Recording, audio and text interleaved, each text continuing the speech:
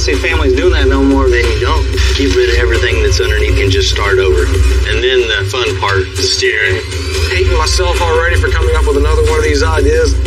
1966 Cobra replica. Missed the roll bar. For looks and for safety. So it's going to be a little more complicated than I thought. We got to create the structure underneath to hold all this together. This will make it or break it. Yeah!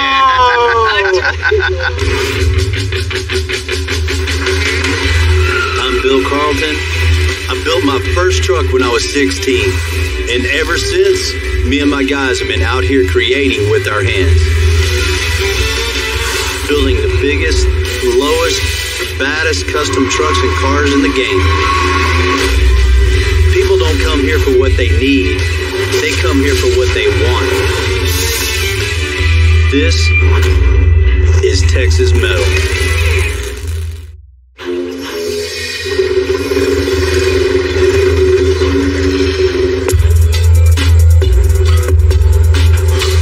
Is important to me, but some builds, they just take me back. Hey, what's happening? Hey, how you doing? Scott. Bill? Nice to meet you. Nice to meet you. This thing's cool. It's definitely unique. 1965 Ford Falcon. My dad used to have one similar to that, man. I learned how to drive down this road, and I was sitting up in his lap, and I remember steering this thing and not going anywhere. Yeah, right. That's about what it is now. The Falcon was Ford's answer to the VW bus in the 1960s. Unlike the VW, the engine isn't in the back. It's right in between the driver and the passenger seat. I brought it here to let you work your magic. Ooh. I got two little ones and try to take like 3 weeks vacation on the road a year driving around, get out and see the country. That's really cool. So you need something comfortable, reliable, and safe. And cool. And cool. Getting my daughter and son excited about custom cars and maybe have them riding around in something custom someday. It's a cool thought. Let's check this thing out. All right. Man, this thing's really nice in here. But just not for put your family in and go across the country on. My wife will not drive cross country in this car with me. What kind of engine's in this When'd thing? you see this? That's definitely not going to cut it. We might as well give it some power for Dad on the weekends. That'd be nice. Yeah. That'd be nice. An engine change out is an absolute necessity. It has to be something that, I can actually keep up with traffic these days. You know, the dash, we'll start over, put new gauges in it. AC. It'd be nice to have a little AC. As far as the running gear, we just need to get rid of everything that's underneath this thing and just start over. New engine, trans, independent front suspension, rack and pinion. Make this thing drive right, because I know it's all over the road right now. Let's check out the rest of this thing. You got plenty of room in it. A lot of studio space in there. Yeah. You're wanting something nice, comfortable for the family, for the kids in the back. You want like TVs, iPads, anything like that? No TVs. Stereo, music would be cool. We got to think about it being unplugged back here. Use the windows as the screens. You know, I get where Scott's coming from. Totally unplugging, getting out, seeing the road, and letting the family enjoy what's out there. I wish my kids could do that. Let's go make it happen. Great.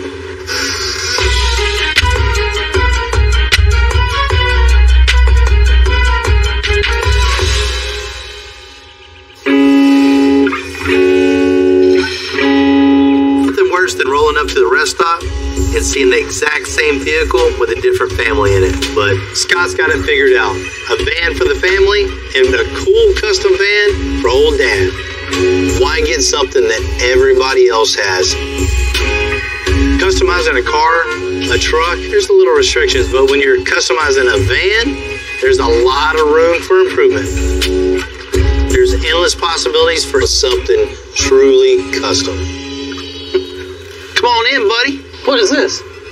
Thing's cool, huh? This thing's real cool. Scott is going to use this thing to take his family all around the country. Man, you really don't see families doing that no more, just getting together and hanging out and driving. Then you don't. So we're going to make something really cool, comfortable, and dependable. Something they can take from state to state to state. This thing's got some miles on it. No motor. It's definitely seen better days. We got to change the power plant. I'm thinking it's a Ford truck, so we got to stick with the Ford engine.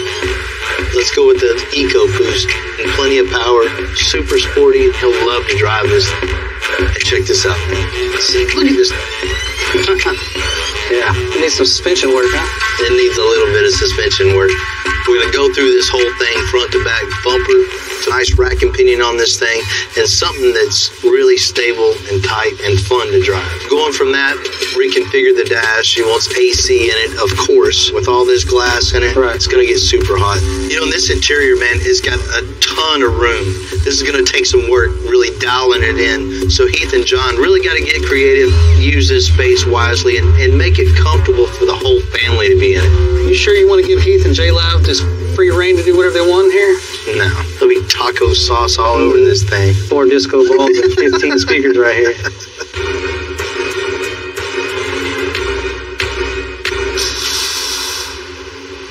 This is a cool ride, right? Yeah, it is, man. You check that thing out. Hey, there's so much room. Before we cut out any of the old suspension, I asked John and Will to take out the interior so we don't have any fires.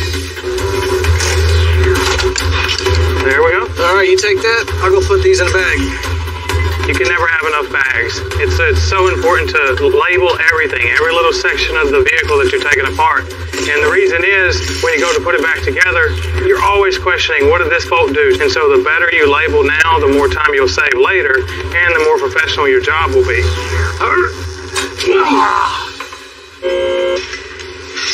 Man, vehicles have came a long way since this was made, huh? Mm-hmm. First thing we're going to do on this is just rip out all the suspension, motor, trans, rear end, the whole drivetrain. Let's have a bare van body underneath this thing. Let me start fresh. Cool. This van's got problems, I got solutions.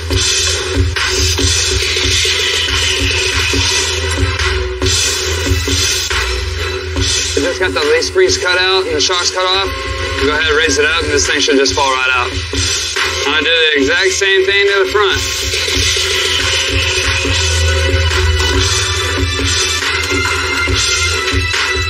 Since we're going to be pulling the transmission and the engine together, I'm going to go ahead and pop our transmission linkage, shifter linkage, all that stuff. Take a couple bolts out on the bottom. Things should come out pretty easy. Now I got the big factors out of the way. I can come through here and just tear this thing down completely.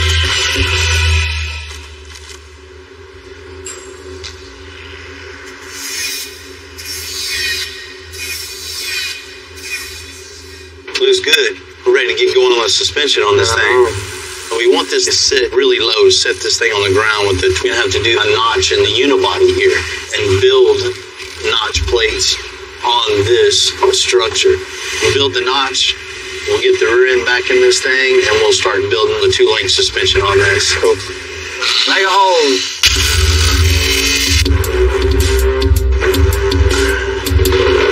This whole van is a unibody construction. What that means, there's no full frame underneath this. The frame is actually built into the body, which gives it the strength and rigidity. All this is in the way, so we're going to start by cutting all this out, get our cross member in, and then we'll go back to connecting it all back together as one. So you see the line, how everything lines up with the top of the frame rail. This is exactly how we want it. Perfect line, straight across. It's going to be level with the top of the frame and the bottom of the frame. Once I get this tacked in, I can cut the bottoms of that off to where they're even with the frame. Now that I got the ends cut off, I'm going to go ahead and make all the pieces to box this in. It's all going to be out of flat bar, same size, same thickness. So I'm going to make everything all at one time.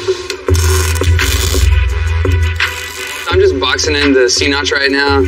Just all those pieces I cut out on the iron worker, tacking them in, making sure everything's square and true. And just get this all tacked in, weld it up, then I'll be ready to cut out the center.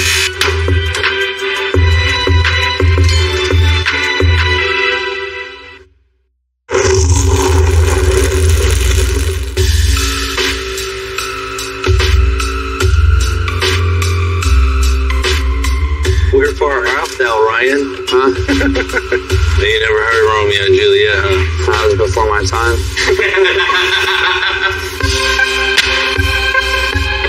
You know, this old Ford Falcon van came with a straight front axle. We're going to convert it to an independent front suspension. Ryan finished the notch on the rear end. Now he's making space for the new front suspension and the cross member.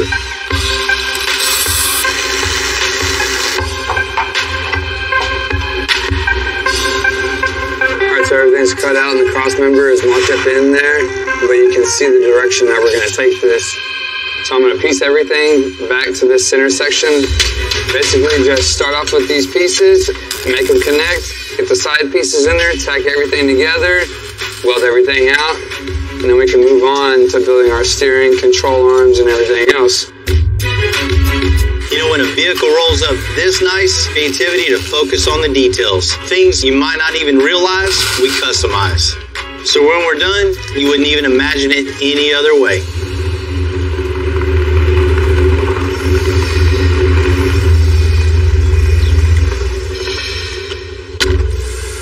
What's happening? Hello, how you doing?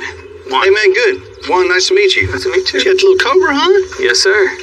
But this thing looks fun, a little replica. It is a little replica. You know, these cars are super cool. Original Cobras, 7 figures. Even the replicas are 6 figures. Real or fake, it's still a pretty cool car. What do you got under the hood? Let's go ahead and take a look. Man, a little Chevy big block, huh? Yes, sir. I definitely wasn't expecting that. A lot of people usually don't expect that when they see it. It's a 454, plus it has a 400 turbo transmission. Well, I already know this thing has plenty of power. That's one of the reasons why I'm here. I need something for protection, something for safety. It's got that much power? It feels that way to me. I can definitely see a roll bar back here. You know, that's one thing it's definitely lacking. And for looks and for safety. I like it. I think to really get the feel of it, to really see what you need, I might need to drive this myself and kind of see how it feels, you know what I mean? Hop on it. Yeah? Yeah. You know, when you're building safety equipment, see what the car feels like.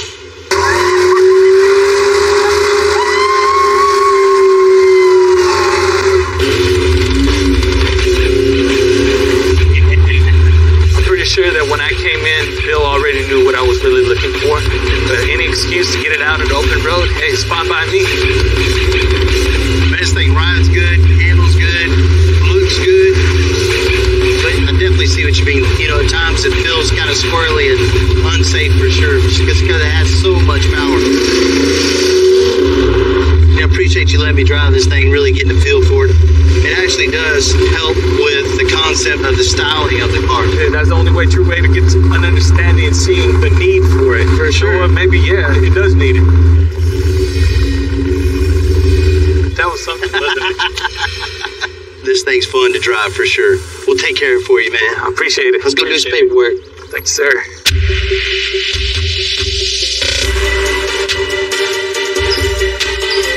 You know, when you think roll bar, it's just a straight bar with 2 bends and comes down in protection.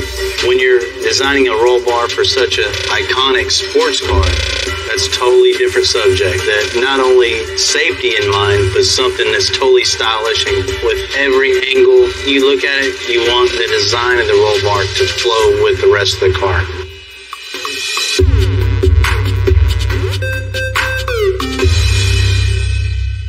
Oh, here it is. It's not bad, not bad. What are we gonna do to it? We're gonna body drop it. Come on. No, man. I mean, you see, this thing's missing something. Missed the roll bar. You know, this has a big block Chevy in it, runs super good. If he's not paying attention, he's gonna need some extra protection in this thing for sure. Definitely. That's a good idea. You've seen the ones with the loop back here, the big bar in the back. We don't want that. We want something that has clean lines with it, something that emulates the front curvature of the glass. So when you're behind this thing, it just matches perfect. And not only from the rear angle or the front angle, from the side too. We want to slope this thing so it all flows together. Once we get it all done, we're going to chrome it too, so it matches front and rear bumpers. So I understand the idea you want to do. How are we going to angle this down to the frame? Man, we're just going to put some plates here and bolt it to the fiberglass so it looks cool. I know better than that. No. You know, I haven't taken all this apart to really see how to tie it in yet. You know, that's what we need to do next. Strip it out and strip the trunk for a solid foundation. Okay. All we're going to do is get to it. Yeah, let's do it. It's kind of crazy. That's what holds the seatbelt on.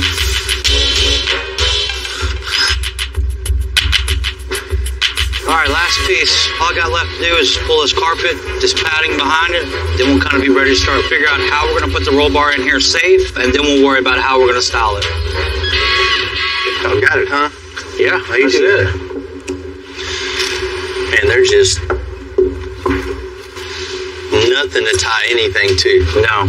Not only are we going to have to create the roll bar itself, we got to create the structure underneath to hold all this together. So it's going to be a little more complicated than I thought. You can't mount anything to just fiberglass. You got to have a backing support. Perfect. Going to the frame to really make everything super strong and super safe. All right, man. It's in there. Then we got our foundation. This is going to be, you know, like the cherry on top of this whole car. Let's get this cut. This will make it or break it. Didn't want to put a roll bar way back here in the back. In my opinion, it looks a total afterthought. That looks better already. Right? I want lean and flowing, so we had to cut the corner of the body out. It's a real subtle difference. I mean, that's what you want. When this thing is done and finished and painted, you will never know it was ever messed with because the lines are still going to flow and look like it was originally made like that. We're going to roll this pipe so everything has the same flow. So the same arc for the roll bar as it does for the windshield. So we want something that all plays together. Cool. See, we got our line and our square little box here. So we have 48 inches from here to here, and that's the widest point of the car. So we have to bend this so it fits in this box. Then we know when we take it over to that car, it's gonna fit.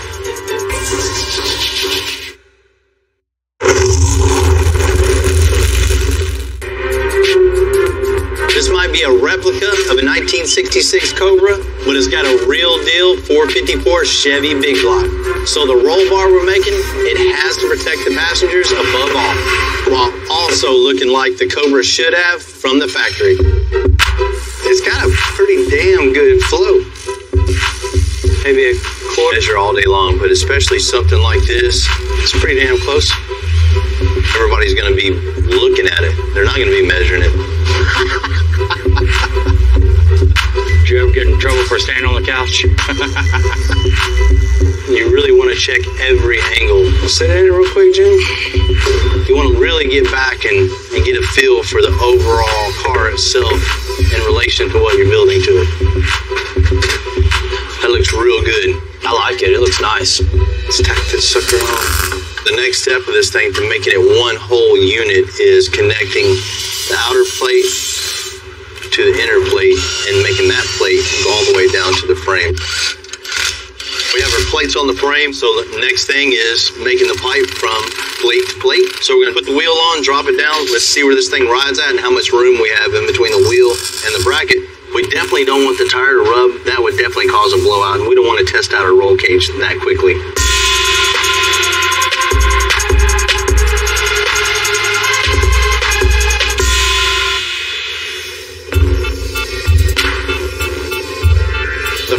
Engine on a 1965 Ford Falcon only had 85 horsepower. On the plus side, it was fairly compact horsepower.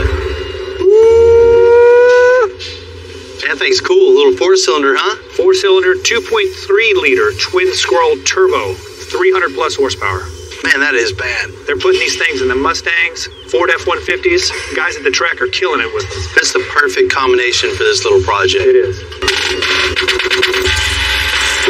Watch your ankles. This thing's light enough where we can just manhandle it up in there from the bottom. Scoot it this way a little bit. Which way? Forward? I think you might have to get the lube out, buddy. It's close or what? Yeah. How's it looking back there? That's all I got. I'm touching the floor back here. Okay, forward. This side there. Go right there. Good. Fits in there good. Gotta make the doghouse a little wider. I don't know if we need to make it taller or anything. Let's get the rack on this thing and make sure all this is going to work. And then the fun part, the steering.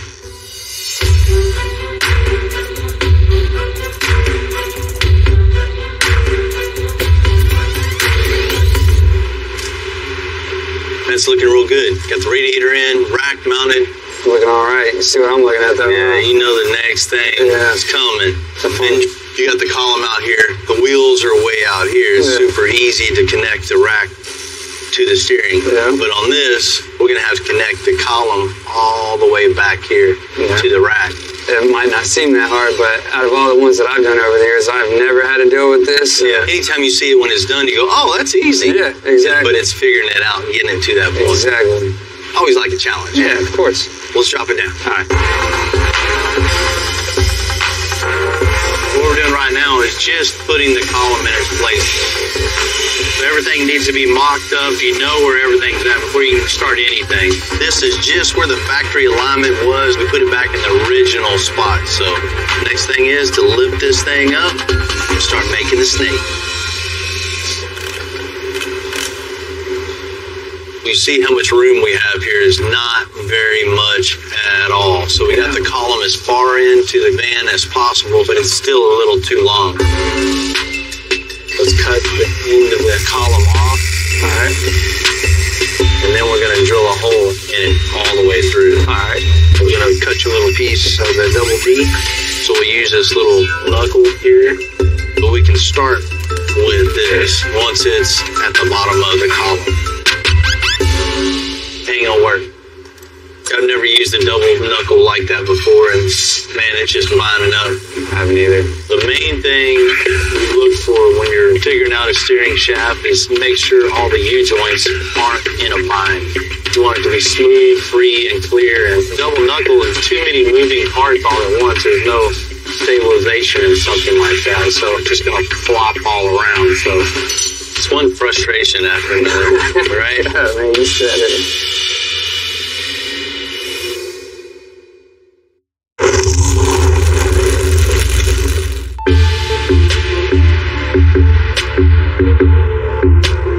Because we changed the 1965 Ford Falcon van to independent front suspension, we knew getting the steering configuration was going to be a lot of trial and error.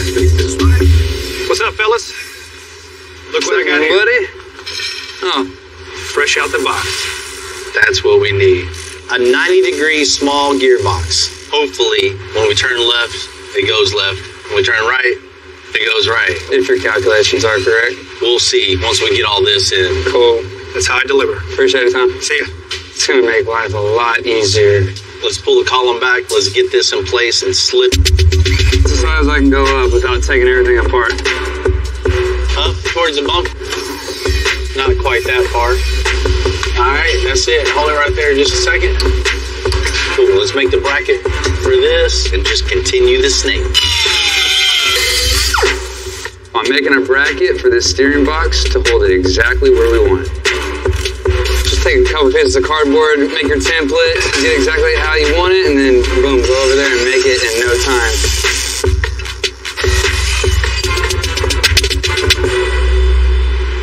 Yeah. Turn to the right. That's exactly what we needed. Problem solved, man. I love hearing those words. Man, it works good. Awesome. You know, I was super nervous about how we going to get this to here. Never done that before. It looks simple now, you know, once it's done, but ingenuity behind it, there's a little bit of figuring. Button it up, let's get it to the body shop. Cool.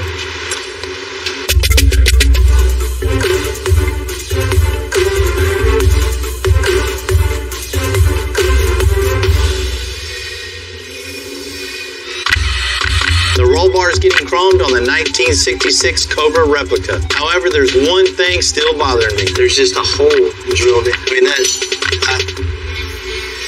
I don't get it. I can't believe somebody thought that's a good idea and that would be safe. We have to address this. We're going to come up with a way to make a little bracket to tie it into the frame. And that way, this thing is safe and secure, and it's a total, complete, safe package.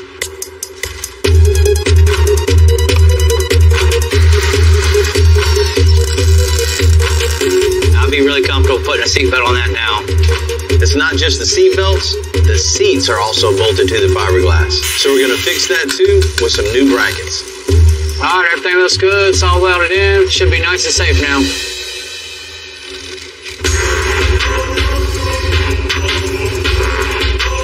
We're going to push this thing in for a quick body and paint.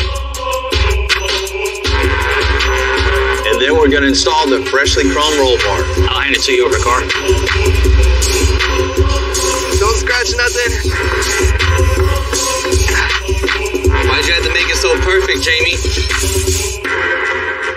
We got this build as cool as we can make it. It not only looks better, but what's really important, this thing is a lot safer than when it pulled up. That's how I'd want it for my family, for sure. What's up, man? Good morning, Mr. Bill. How you doing? Good morning, man. Real good. You ready? I'm ready as I'm going to be. I know when you came in, you had a couple issues with that car. The car looked cool, but there was nothing to keep you safe in that thing. We got you definitely hooked up on this. That's the reason why I came here. You ready to check it out? I'm ready. Jamie, let's get it. Ooh, look at that. Man, that's exactly what I was looking for. Classy, elegant, and unique. Seeing the car for the first time, it was like, wow, it's Christmas for me again. Woo-wee. Thank you so much. You're welcome. So you're liking it? I'm liking it. Safety was your major concern on this. We addressed that for sure. Built something not only safe for you, but stylish. Rolled some pipe, made it the same contour as the windshield, and also the same angle as the windshield. We actually notched out the corners of the body itself to give the roll bar a little more room in between the seat and the body. So everything just flows together. I didn't even notice until you mentioned it. I mean, it looks like it was that way already. Right. It's tough to come up with something new on such an iconic car, but as you can see, it's exactly what he wanted. It's all super strong and tied to the frame. While we're underneath the car, we definitely noticed a lot of safety issues underneath this thing. Blew my mind when I seen this. The seat belts were just drilled through the fiberglass body, just holding in with an anchor and a washer, and that was it. Man, we couldn't let you roll out like that. All this hard work would have been for nothing if you would have just been ejected out of the car if something would have happened. You're right about that. I mean, it would have been with this kind of heat, be like scrambled eggs on the sidewalk. So we went ahead and reinforced it with metal, made everything strong, tied to the frame. Now it's really safe. That's why I knew that I had to come here. If you would have seen something that was not going to be done right, you're going to handle it and do it right. Safety was my big concern. Now, I can definitely say I feel safe now. You wouldn't think just a roll bar would give you a different attitude about something. In this case, it definitely does. You feel safer, more confident, and it looks good. I just want to say thank you to Bill and all his men here at Extensive. They did a phenomenal job. They went ahead and they put a bolt right here, so that way the belt is actually on the frame. But now you're safe. Every time I got in the car, I used to be nervous. You don't want to sit on the other side with me? Now I really feel safe. That too.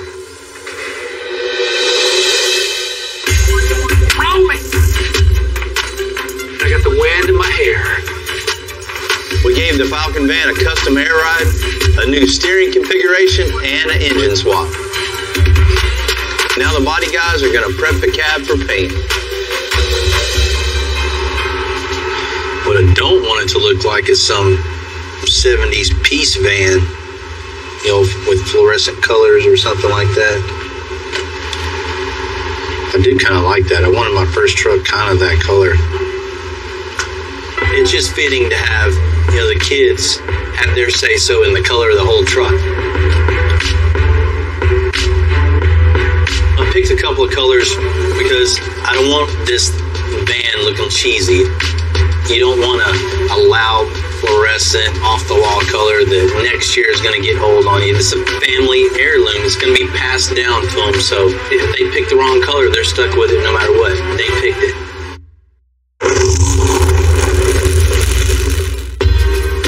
A huge part of the custom world is dads handing down their passion for cars to their kids. That's how we keep this whole thing going. So we just love how Scott's getting it. What's happening? Hi, Bill. Nice to see you. I got Heath here. Hi, guys. Hi, Heath. You guys ready to pick some colors? He's so shy. Ready? This is the brown. No, I don't like the brown. Okay. There's a green. The green looks cool. I like the green. Let's see what's next. Got like a tan, like a goldish tan. Oh, man. All right, there we go. All three of them at once. So vote for my favorite one. I like green. Green's your favorite, Cole? What's your favorite? My favorite is tan. Your favorite is tan. All right, Scott, you're the tiebreaker. Maybe we could do green layers. So I think it's going to be green. Green it is. You got it. It's a great choice. All right, guys. Appreciate your time. Thank you, guys. Hey, it was nice to meet y'all. Nice to meet you. Bye. Bye. Green it is. You know, all honesty, that was the color I was hoping they picked. This green is really going to make the whole thing stand out. With so much space in this van, the sky's the limit. And that's what I asked John to do. This thing is as big as the sky, so we're going to do a starlight headliner on it. I'm going to start when I go to put in the fiber optic lights. I'm actually going to be using a needle to poke holes in this, so I need something that's thin enough and easy enough to get through, but yet still strong enough to help hold the form and shape. Hey, look at that. It stayed together. Now that we got the headliner all built, wrapped, and ready to go, the next thing we got to do is we got to install the fiber optic lighting. To do that, I'm going to have to take these fiber optic strands here and I have to poke individual holes for every one of them. I've got 780 of them here. I better get started. I want to try to get this thing done before the real stars come out. There's really no easy way to go about this. It's just going to be time consuming and just got to sit here and do it. You know, it's just going to matter of poking all these holes and running everything through. But the final product will be so worth it. And I think it's really going to have that wow factor.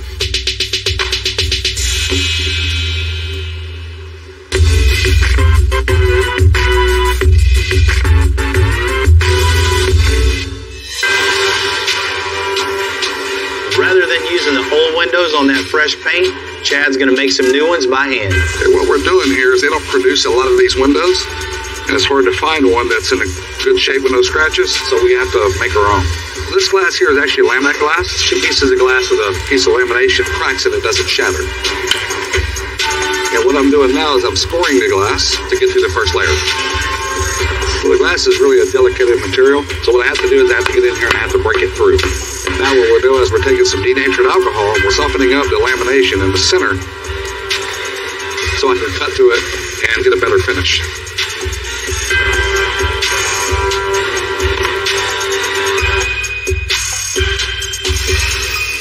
There we go.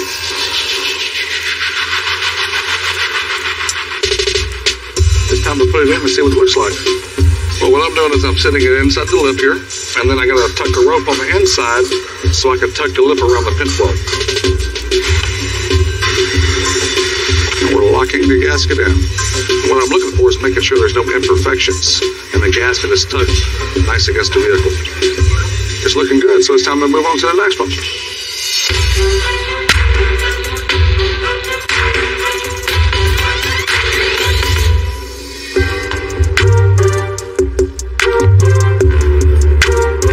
After 4 long days of dealing with this and poking all these holes, finally have them all in. As you can see, there's a ton of fiber optics here.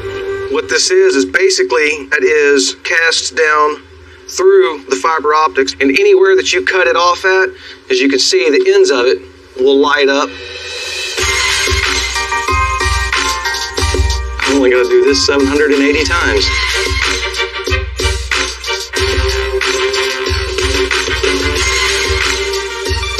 About halfway there.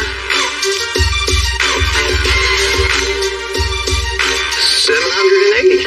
All right, let's see what this thing looks like. It's looking stellar, you could say. Kids should love it. That's so cool. Yeah, man, it's gonna be like camping out at night. Yeah, just riding along, looking at the stars. All we got left to do now is get this thing installed in the van and get all the trim work in around it. You know, it's pretty cool. I think back of all the days growing up with my dad, working with my dad. He loved welding and fabricating, you know, and taught me that skill set. And I applied that to the car aspect. Totally opposite. Totally opposite for you. Your dad Was everything into it, but not a welder, fabricator, nothing like that. Me and him are a lot alike. My dad's all in the cars. I would have rather been in the shop with my dad getting dirty rather than sitting at home on the couch. you know, they inspired us and footprint on our children. Dude, my kid's 4 next month, and he's really taking a liking to all this stuff. It'll be really cool, you know, to see him kind of follow my footsteps. That's it. Keep it going. Keep it going, man. The most important part is showing your kids your passion for something. Yeah, it just gives them a little want to, you know what I mean? You gotta have that want to. If you don't care to do anything, you're never gonna be good at anything. Thanks, Dad.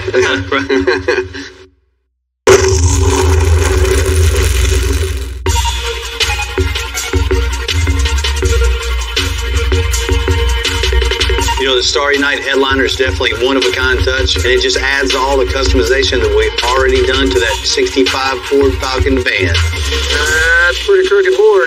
When I finished up the Starry Night headliner in the van, I thought I was done poking holes, but as I sat there, I thought about a way we can incorporate the starlights into the seats as well. I think I'm hating myself already for coming up with another one of these ideas and these fiber optics, but it'll be worth it in the end. Got this Peruvian walnut all carved out and ready to go. So what I'm gonna do is I'm gonna take a hand router and create the pocket inside of it. You know, with this thing being handmade, it really looks like it belongs in a 1965 Ford Falcon van. You know, back then, there were still a lot of the cars that were handmade. Now I have to drill 200 holes to run my fiber optics through. I was talking about how I thought I'd learned my lesson on the first go-around with these things, but no. Just going to trim these back. Yeah, I think it's going to be a really cool effect having them in the seats. Kind of seamless all the way from the ceiling into the seats. That's something I've never seen before. So next thing I got to do is pour the epoxy. I want it to match the seats. So I got some dye mixed up to match the leather in the van. I'm going to take my epoxy and get it mixed up. We'll get the color in it, and we'll pour this in there and let it dry. The trick here is to make sure to not overfill it, so just kind of evenly distributing it. You definitely don't want it running out all over the place, so. All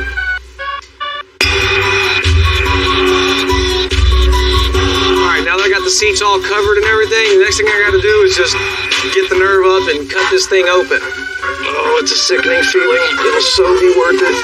Just got to remember that. It'll be worth it. So once I get this all glued in here, then we'll get the emblem in it. Man, this looks good, dude. Yeah, man, I think it turned out real nice. And they're gonna love it, dude. Well worth it, you know. I can't wait to get it to the kids and let them see this thing. God and his family have been waiting a long time for this van, and I know they're ready to get it back. Scott's a really busy guy running his construction company up in Chicago, so we're going to ship this van straight up to him. Since this is a family van, I thought I'd ask my kids just to get their take on it, see if it's cool. You guys ready to go home? Yeah. Yeah. Been working hard today? Yeah. Hey, before we go, I want you to check out something. We just built a van for a customer in Chicago. We got to ship this thing back. But before we do, I want your guys' opinion on this, see how good we did. Okay, let's go check it out. You want to see it? Yeah, let's go do it. Come on. Come on. So I want your guys' honest opinion, okay? Okay. Not just because I'm your dad. I want you to really tell me what you think, okay? Yes, sir. We've seen a lot of like what our dad does around here. He just never really asks for our opinions. This must be like a pretty special one. John's bringing this thing out right now. It's going to be here any second. You know, the moment of truth, I hope they like this.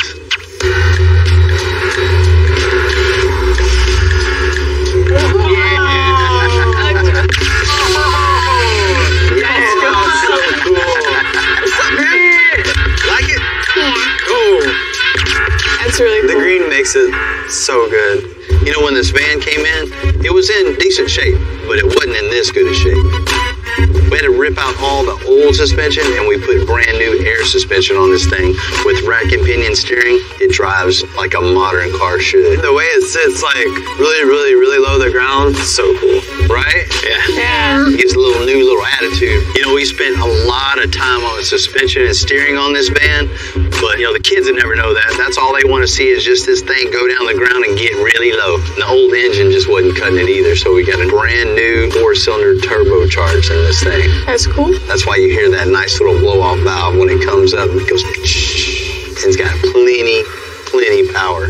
Oh, Of course, we had to have upgraded brakes, big wheels, freshened up all the paint, and all new chrome.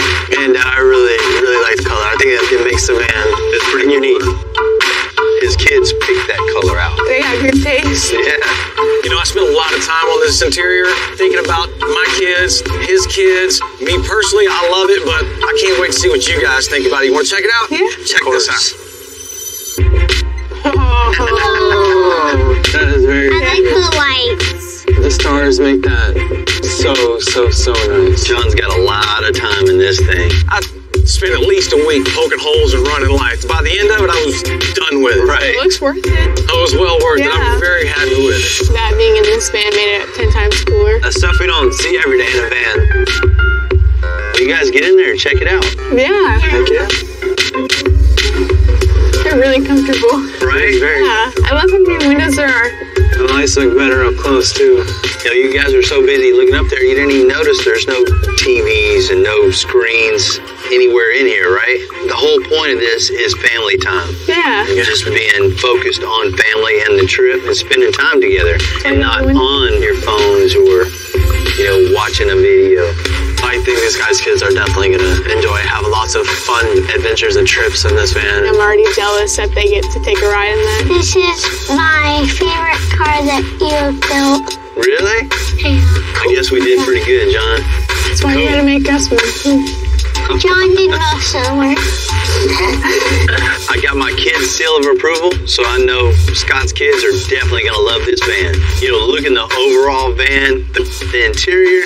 Man, I love this little van. And Scott, I can't wait for you to take your family on the road and really hear about those trips you're going to take together. If you're ever road tripping through Cummins.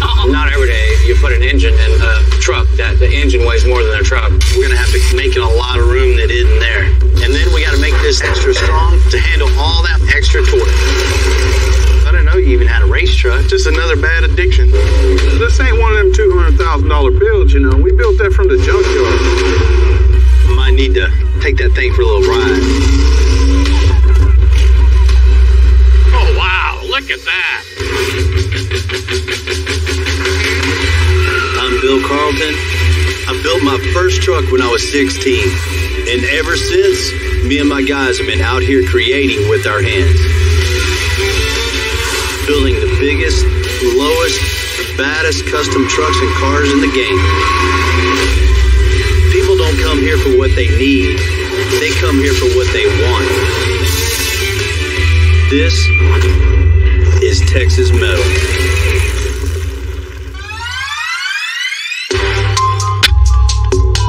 You know, the custom truck scene is so big on the north side of Houston. No matter what I need, I need a drive shaft for one of my builds. So I'm going to go see my old friend David and his son Daniel. They run a little salvage yard amongst all their other little businesses. Hey, Bill, what's going on, man? How you doing? Good to see you. Same old thing, hot. I know, that's right. Yep. I came over because I need some. That's all right. What do That's what you you need? always tell me, at least. Yeah. What do you need? Man, I need a two-piece drive shaft. You know, we always mock up with those things, so. I have to get them out, but yeah, we got them. Whether it's their mud trucks or whatever they're interested in at the time, I always like seeing what they're up to. Sometimes I like taking them for a run. Man, what you got going on here? Oh, that's a little race truck we've been working on. What's up, Bill? What's going on, man? What's happening, man? Oh, you know, another day. So you got your little Colorado and just got after it, huh? Man, let me check this thing out. All right, let's take it down. The customization comes in all sort of shapes, sizes. This is just a prime example of that, of just taking an old truck, cramming a big engine in it, big turbo, and just seeing how fast it'd go. What do you think of this, Bill? A little LS, huh? Uh-huh. Everybody got to have an LS nowadays. Yup. So, you know, we're just trying to get in where we're fitted, man. Yeah, you had to make a little room here for the turbo, I see. Oh, yeah. Just a little. You know, we still haven't put a hood on it. You don't need all that. Man, I know y'all been building the big mud trucks, but I didn't know you even had a race truck. Into the airbags, and I got us into the mudding, and now just another bad addiction. Something to spend money on? Oh, yeah. Definitely. How quick is this thing? It does all right. And we built this truck to roll. I mean, of course, it's got an 88mm turbo. Oh, yeah. 2-speed power glide. Mm-hmm. Got them fresh Hoosiers on the back, too. Fresh new tires. That has no choice but to go. Hey, it rolls out good. That nitrous works, too. Oh, yeah, absolutely. Thing's cool, man. So you got the cage in here, get the harness in here. Oh, yeah, you got to have that. Trust me, you're going to want to use those. Come over to get a drive shaft, across the Colorado with the crazy LS in it, turbo. It's a good day. All right, guys, we got to go out back and get that drive shaft built. All right, appreciate it. Anytime, sir. These guys are the ultimate backyard builders. They take whatever they got and turn it into something cool. Right now for them, it's all about speed, and the faster the better. You know, I'm all about pushing the limits on my builds, so I can definitely understand putting a big engine in a small space. But it's the fun part of doing what we do. You know, I had a customer, Monty, give me a call, said come check out a project that he had for me. And rolling up here today, man, his place is really impressive. Hey, Monty. Bill, how you doing? Hey, man, good. Yeah, nice to see you. Yeah, man, good to see you. Thanks for having me out. Absolutely. So you got a little project for me, huh? Well, I do. I think it's something you really like. Man, that's nice. I'm super impressed. There's a lot of cool stuff in here. He's got a couple of 1930 Chevys, a 63 AMC Rambler American, and this 1954 Henry J is one of only 325 ever built. You got a nice collection. Thank you very much. I've got some stuff I've had in here for 30 years and stuff that I just acquired. So nice. A little mix of everything. Yeah. Which one of these you got for me? Well, it's this 37 International here. It needs some of your help. Man, that's a good-looking truck. It's pretty rare to find a 1937 International D2 Harvester in this good a shape. 80 years ago, these were giving Ford and Chevy a run for their money. I just love these body styles on this. It was different. It's not, you know, the Ford and the Chevy that everybody has. Yeah, they're not that common. It's just amazing to find them in this kind of shape. Yeah, it looks like it's in great shape. Yeah. So, Monty, what do you want to do with this thing? I love the look. I want to drive it, but it's just not that much fun to drive. What's under the hood of this? Well, I think you're going to know what's in there. Inline. An old Chevy motor. Somebody put in probably 20 years ago when the old International engine quit. Years ago, it was a little upgrade, but definitely not anymore. Man, I think, Monty, what this thing needs, you know, International truck, put a Cummins diesel in it. A diesel? You can get plenty of no problem. But it would have to make noise, though. When you start it up, I want to wake up the neighbors. Oh, it's definitely going to make some noise. Okay, good. And with the diesel power plant, we need to stop this thing. And with stopping comes with new suspension. What's this got underneath here? Oh, straight axle on this? Yeah, bounce, yeah. You know. We just need to modernize this, you know, lower it down to the ground, modern brakes, new wheels and tires, really make this thing handle and ride like a modern car. Once we're done with the foundation of this old truck, this thing is going to ride and perform like it's supposed to. What about the interior in this thing? You know, that seat that's in there is about as comfortable as a buckboard wagon. You bounce around, and you hang onto the steering wheel to keep from flying out of the door. I would leave it to you guys to figure out a way to make that comfortable. Definitely. You know, I think about this build, it's all about making a custom interior for this that doesn't detract away from the 37 styling. Make it comfortable for you and your wife and still have a nice feel to it. That I like. What are we doing back here? Well, what I'd really like to do is customize this a little bit. My family had a grocery store and a gas station in Alliance, Nebraska, and they had old pickups like that, so I thought maybe I could put Cashner Grocery on here, and it's a little tribute to my dad. Yeah, we can definitely come up with something with that. Yeah, I'm sure. I really like when I can tie something personal into a build, and this wood in the bed is a perfect opportunity. I'm ready to get going on this thing, man. It's going to be exciting. It'll be fun. I think so. It'll be different. We'll give you the full money. Oh, I love it. This truck is 80 plus years old. We got to get rid of everything and start over. It's a beautiful truck, but people don't come to us for restorations.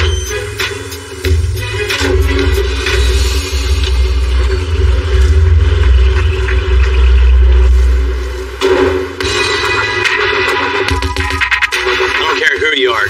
Old trucks are cool. Anytime we get to work on a piece of history like this, it's something special. Monty wants something custom, but he wants something to still really look authentic. Something that still has the 30s feel, but he can get in, start it up, and drive it wherever he wants. Builds like this are super cool to me. You get to keep a truck like this on the road and still get to put my spin on it. You know, it doesn't get better than that. What are you doing? What's up? Remember in old times when you used to do that for a living at the service station? Yeah. This is a customer of ours, but he wants to keep the 37 styling. And it's actually pretty good shape for a 37. Yeah, this thing's in real good shape. I'm thinking on this, let's pull out this old inline 6 and replace it with the inline 6. But not just an inline 6, 12 valve Cummins.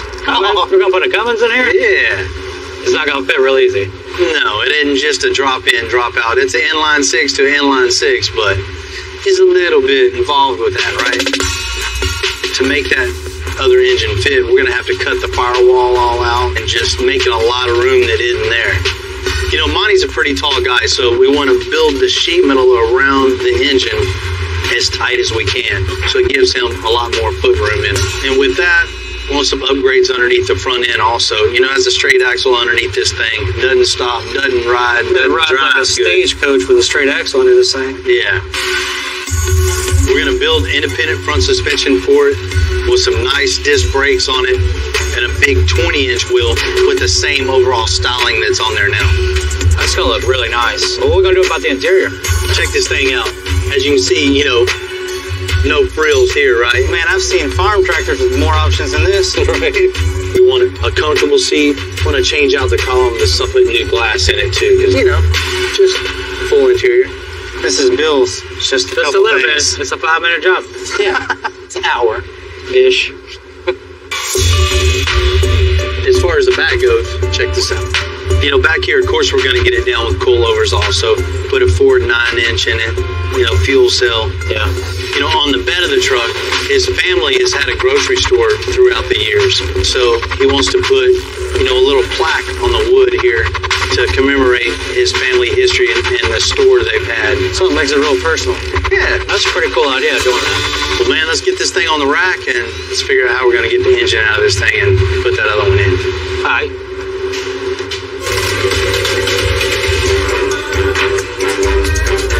As good as this truck looks after 80 years, you just don't know what Tim and Jamie are going to find after tearing down.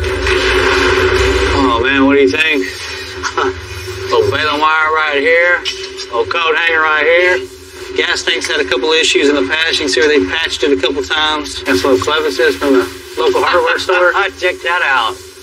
Man, I know my grandfather do whatever it took to stay out in the field. He farmed that field from the time the sun came up to the sun went down.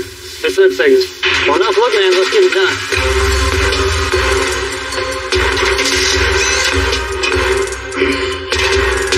Man, look at this right here. That big old arch in it. Looks like they definitely might have jumped it once or twice. I mean, I'd have loved to have seen this thing going through the air. Imagine how it felt like that. I really like working on trucks like this because you get to see how they did it back in the day. These were made by hand, you know, an assembly line instead of now like the cars made by robots and machinery. It's a different kind of feel when you're working on a vehicle like this. It's a piece of history.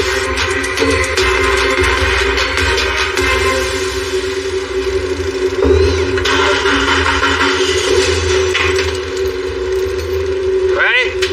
Very good. Can you lift up? Can you pry right there with the pry bar? Yeah. I'm gonna pry it out and it's gonna flip up. Okay, back up just a little bit. Okay, up. Up, up, up, up, up. All right.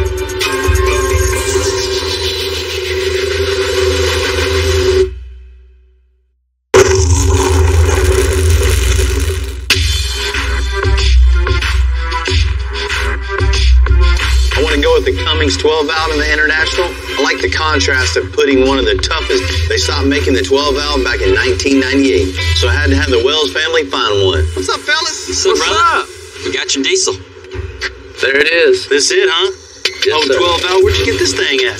Out of 97 Dodge, ready to go, bro. We got the same engine in our drag truck. This 1,100-pound, 5.9-liter engine has over 400 foot-pounds of torque. But what makes this stand out is its durability. Man, this thing looks like hell, but it runs good, right? It's gonna run good. She's solid, bro. It has a fully mechanical fuel injection system, so it basically self-lubricates. This thing will pretty much outlive us all. This is exactly what we needed. Glad we could help. The 12 valve Cummins, the best diesel engine ever made. So you can't beat these things. Once this thing's all done, we'll have awesome fuel mileage and this much power in that little over truck. It's gonna get it, that's for sure. It's huge, man. Watch out, Tim. Not every day you put an engine in a truck that the engine weighs more than a truck. It's pretty unique. This is gonna be fun. We got a ton of support underneath here. We're going to start by leveling the body and frame all back up. We don't want to go in and just cut the whole firewall out. We're just getting it in, seeing what the next cuts need to be. Kind of put it half-ass center, Jamie. That's pretty close right there, Bill. So it's just a little at a time. Cut a little bit, inching in a little bit. See what else you have to cut. Cut a little more, inch it in. Get a little at a time so you don't have this huge opening in the firewall to have to recreate later. You know, getting this heavy engine in this truck is a challenge. But not only getting it in, you got to get it mounted properly. Now we made tabs off the frame back here. There's the tubing coming down, going over a center mount. It'll all be rubber mounted. The motor be mounted on rubber. Transmission mounts be mounted on rubber. We just totally reinforced everything 100%. It's beefier, it's heavier. It's not going nowhere.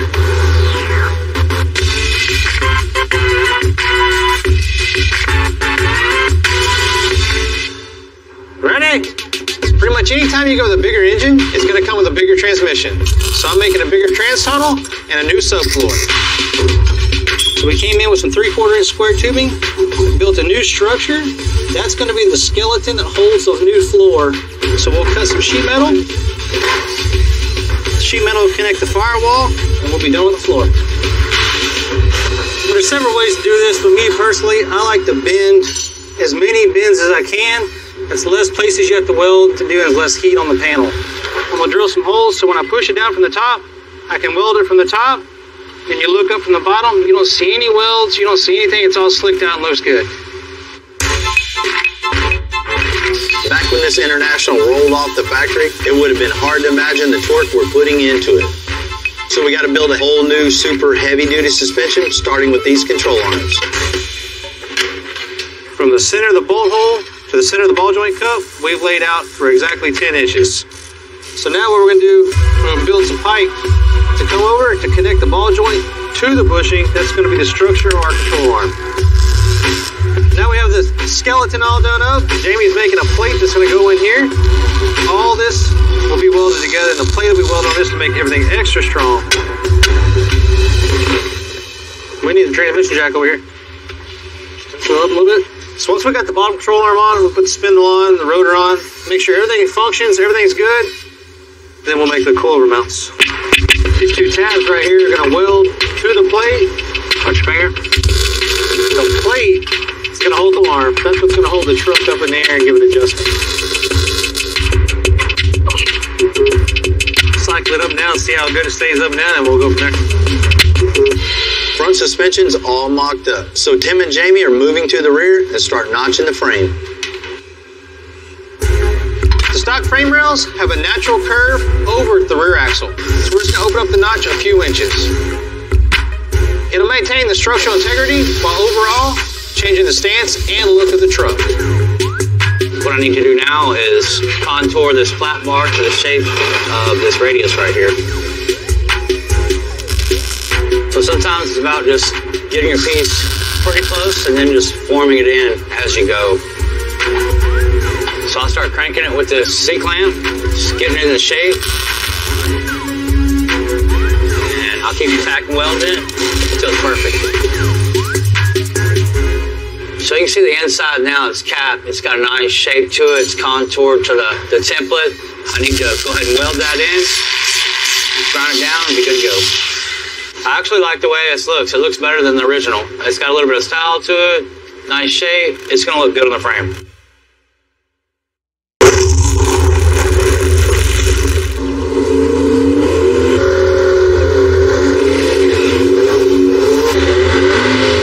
Dave and Daniel's truck looked good in the garage, so they invited me out to Houston Motorsports Park to see Daniel take some runs. Man, that thing looks mean with that big old turbo thing in the grill. It looks like fun for sure. This ain't one of them $200,000 builds, you know. We built that from the junkyard. Just what you had, just make it work. So far, it's been doing good.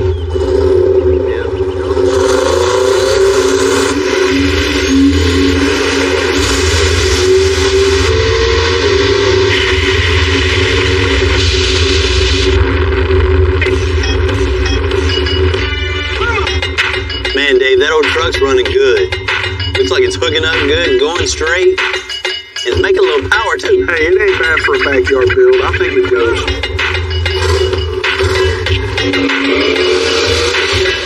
You know, for Daniel and Dave to put this truck together with just parts they have laying around and make it run as good as it does, you know, they did a real good job.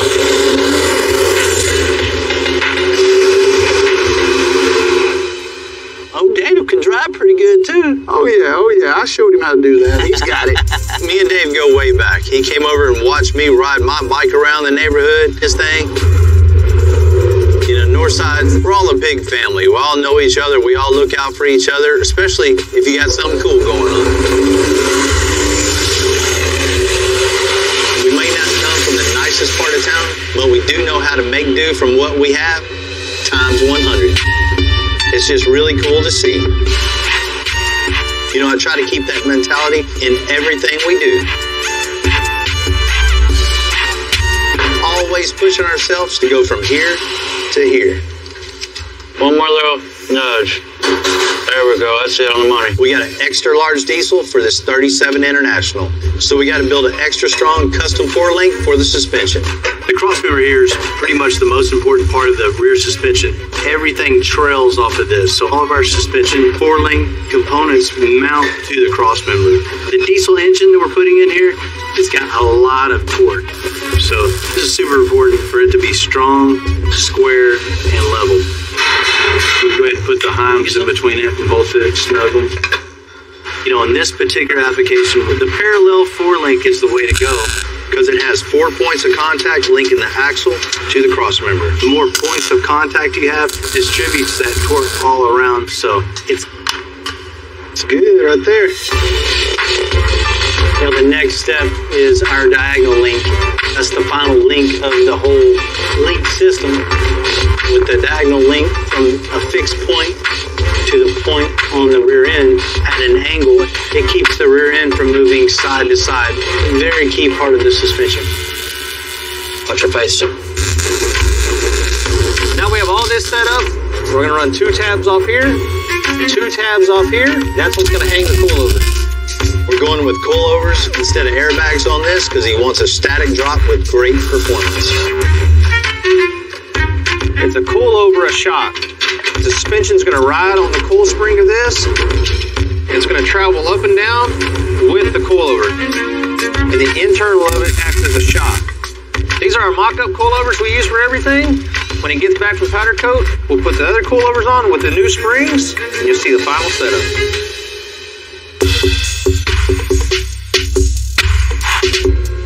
Now that we button up the suspension on the 37 International, Tim and Jamie are going to reshape these fenders so we can get that big old wheel in the back. And it'll make it meaner and look a little more modern.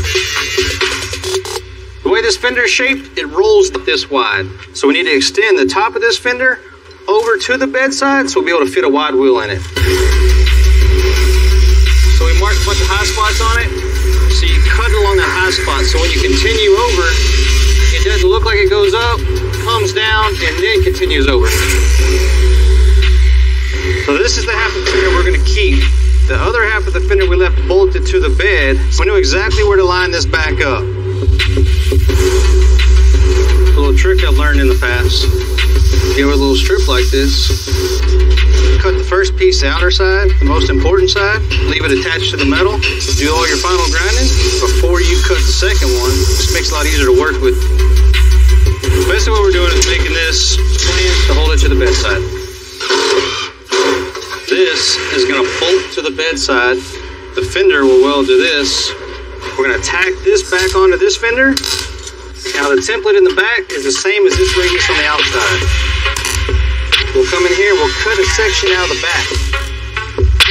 Then we'll sheet metal from here to the template, tack it, get that one good, and we'll work our way to the front and do the front piece.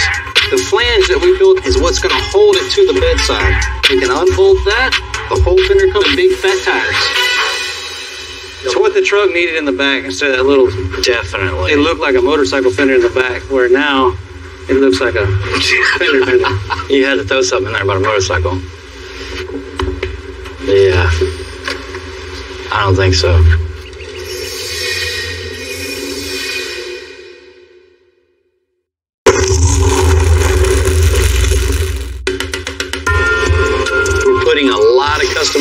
into the International. But when it comes to the interior, we're going to refurbish the seats to still keep some of that 1930s look. The hard part about using the old seats, sometimes the springs just twist and break. There's not a lot of guys that's still around that can fix these, but Joe's been doing this longer than I've been around. Man, I got a 37 International. It's still, you know, a vintage looking truck, and I want to keep that vintage feel with a little more modern touch. Yeah, we'll get rid of all this horsehair, and I'll put some nice comfort foam on there, tie the springs up, fix the framework. Man, you know what I need. Nothing to it, buddy. I've been helping you for years. You think I'm gonna stop now? Better not. No problem, buddy. Let's get it loaded up. All right.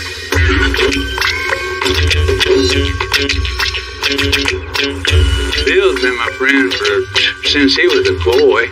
When I first built this first building, and he said, "Oh, I can do that," and I said, "Yeah, no problem." But he never stopped. He just kept going, building more and more and more. Oh wow, this broke right there. That used to go there, and this used to go to here. So we're gonna have to bend a new edge wire and put it in here to attach these springs back together, make it a permanent part of the seat. Where's Bill at when you need him? I need a welder, man. But I've done this ever since I was a kid. They used to make them a lot better than they do now. Now, they don't have springs in the seats no more. They just got foam on them, so they're not as comfortable. I think we need to get this right here. These young guys now, all they do is fix foam. So if you need your springs fixed, you gotta come to an old guy like me. We're starting to get a shape to the seat. We're going to put a piece of carpet on here to keep the springs from cutting up through the foam. You wrap these edges. We're fixing to make our patterns. We're going to make it out of another material that's not our leathers. Watch your fingers. That way we don't make no mistakes with expensive material. This is our black leather we're going to make our seats out of. It's nice, pliable, soft. The cut. Let's see how it looks. Now all we got to do is staple this down, and we're going to have a good looking leather seat. We got one seat down, one more to go, and we'll get this back to Bill.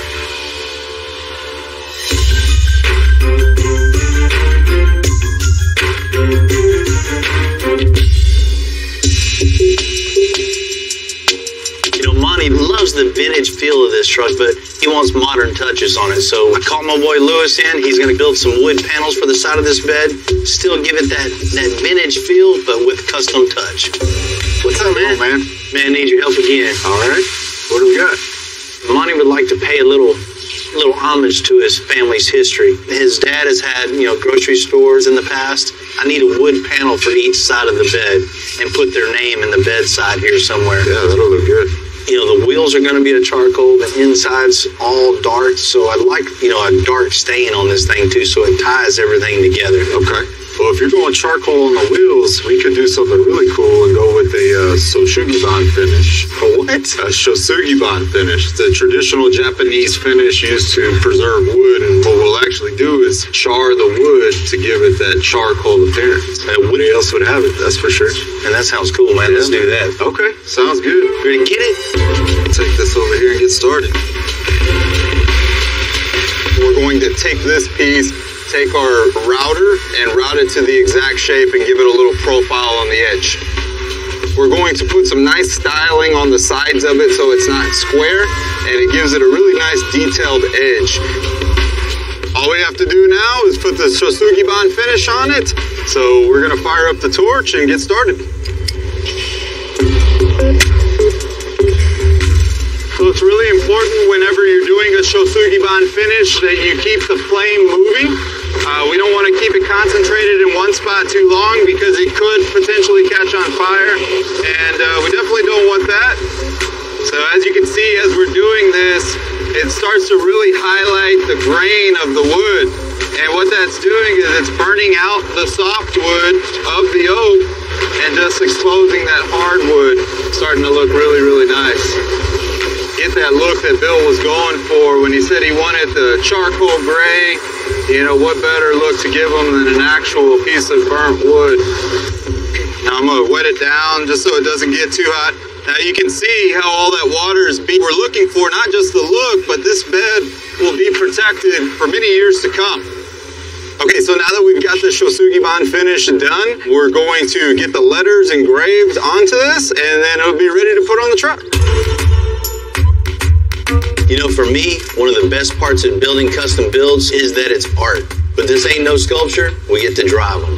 And the more I think about David and Daniel's drag truck, the more I want to give it a run. You know, I at least gotta ask. Look like they're around here, so they're probably out back messing around. What all my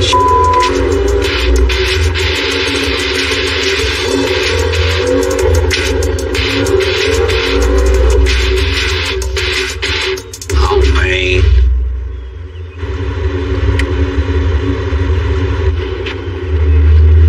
They're gonna have to come get us. Man, here we are.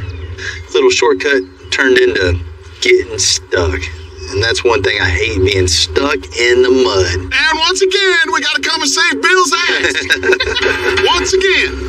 You know, when I come back there seeing Bill stuck in that mud and he had on them pretty white shoes, I just could not believe it. I think we're getting some boots for Christmas.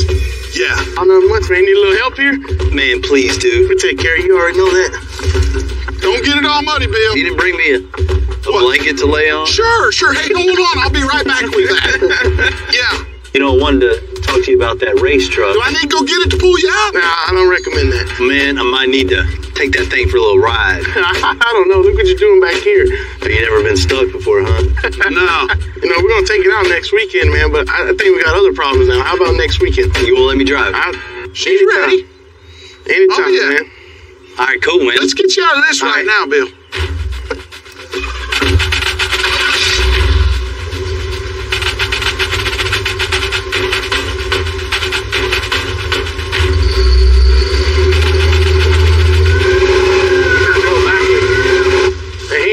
Center. Had to go backwards. Man. You know, sometimes getting people out of the mud, it's easy, but other days it's a lot of work. You know, I enjoy that part of off-roading. You're going to get stuck, you know. All right. These things happen. This bumper's for looks. So. It's going to look good behind this Jeep. Let's do it. Come on, you got it. Straighten up, Bill. Straighten up. Man, thanks. Anytime, Bill. Yeah. Oh, yeah. The truck's ready. Man, appreciate it. I'll see you then. We got you. You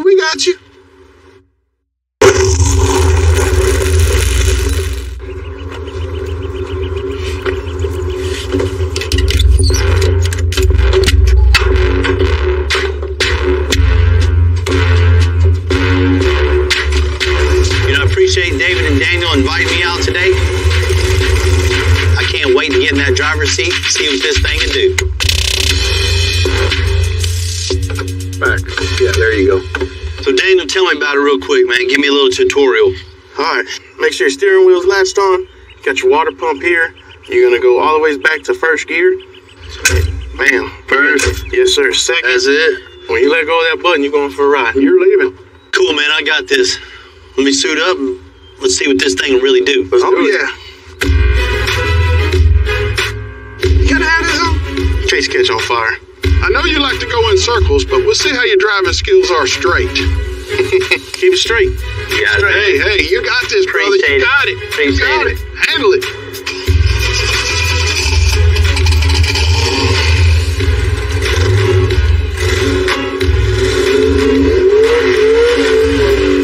I'm doing a burnout. I can feel, you know, this thing's got a little power.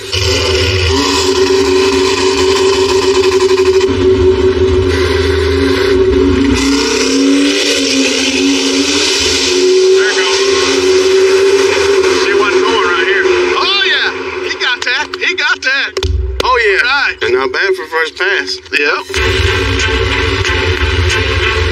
Man, releasing that button, feeling just the torque of this engine, the power pulling you back in the seat and just holding this thing straight the whole time. Man, it's just exhilarating. Well, what do you think, man? What do you think? What up? What do you think? Oh, truck runs good, boy. And the 6 is on the first pass? That's rolling. You know, it's a great way to start off your day. You don't need coffee or energy drink. Adrenaline rush is the best way to get it going. Man, that was fun, man. I tell you what, I've been needing that.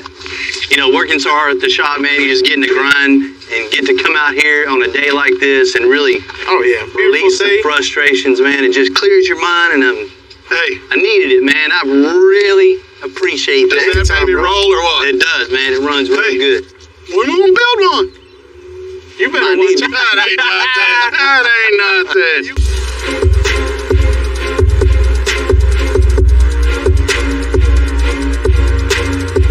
To fit the 12-valve diesel and the 37 International, we had to pull off the turbo, amongst other things.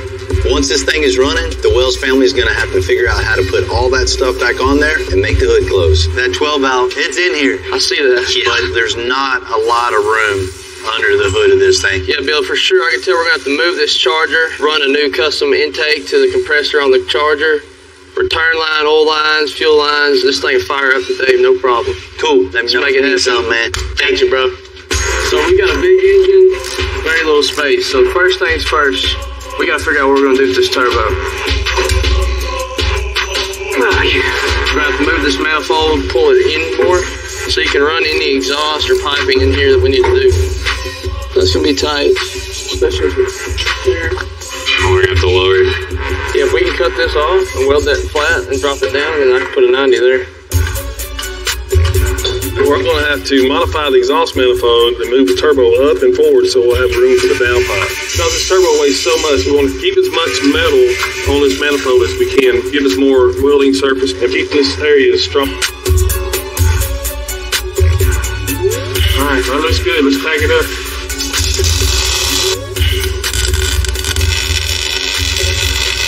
I think we're ready to go, guys.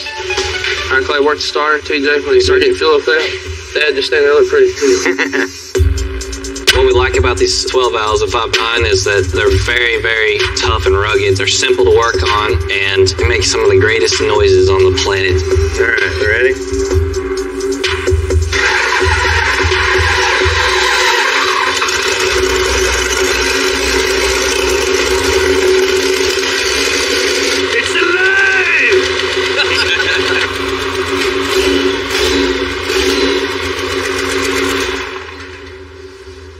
We gotta run a 12 valve, boys.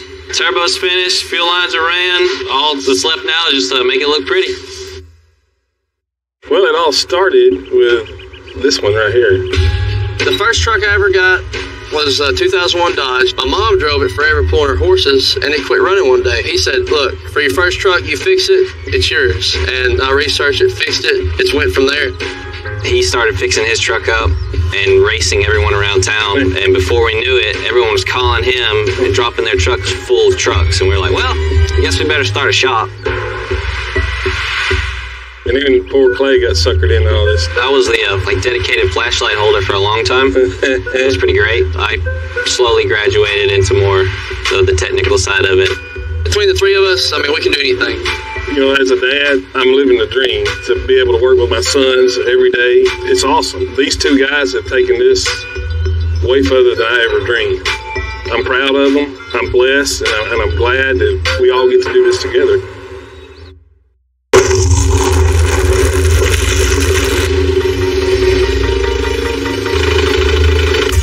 Help me do this real quick.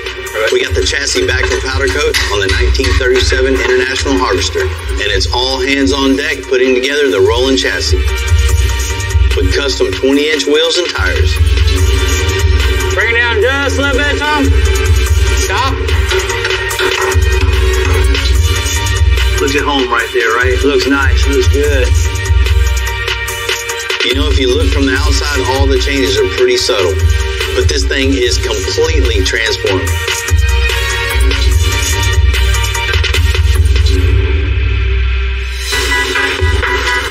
You know, Monty had a talk with something really cool and custom.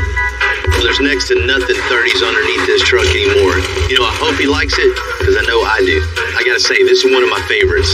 I'm gonna give it back to Monty today, reluctantly.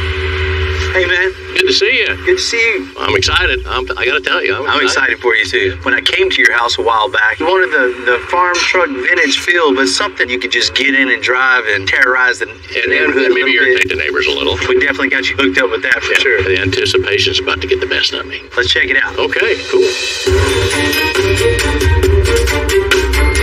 Oh, wow. Look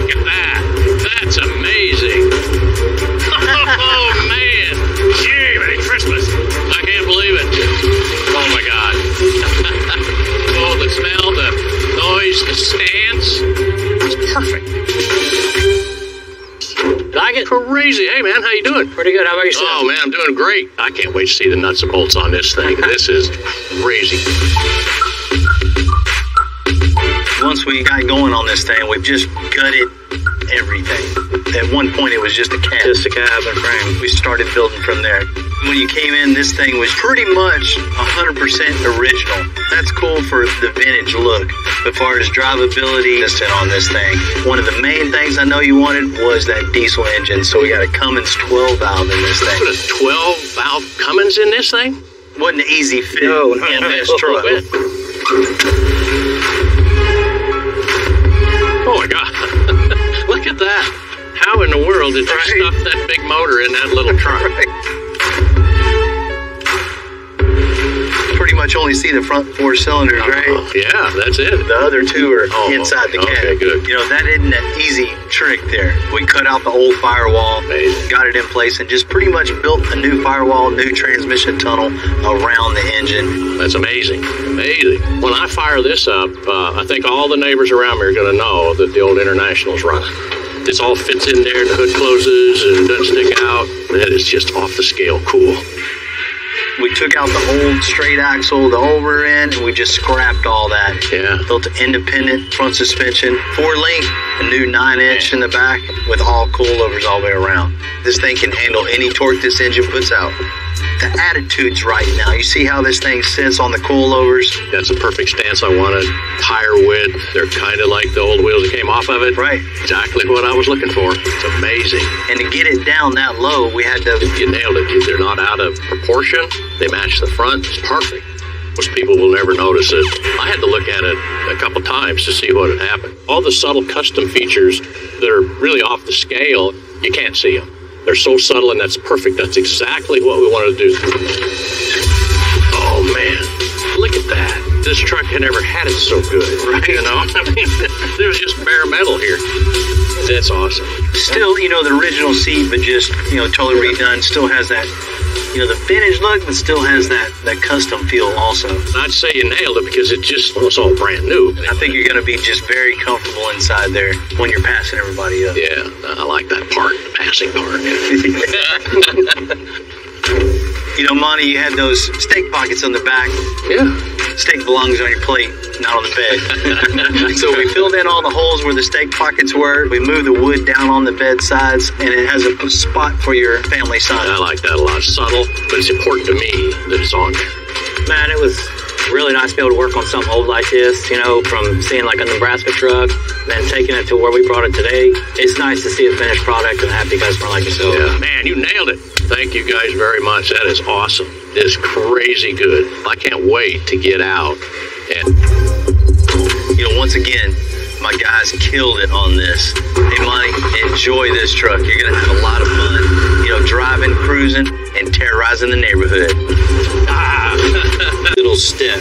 So how much more money do I owe you? This little puny bumper. And I ain't going to cut it. This thing's finally starting to look like something.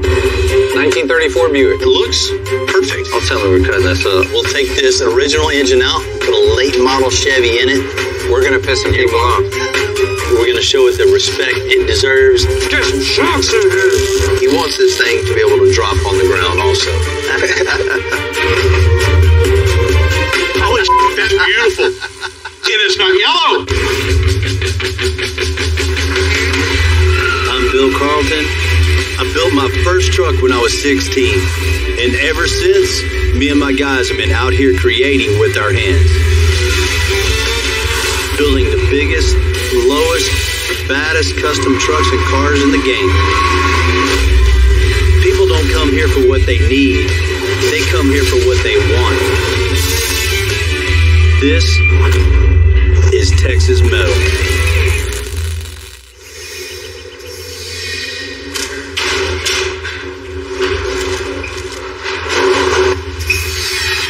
That's them, huh? That's it, man.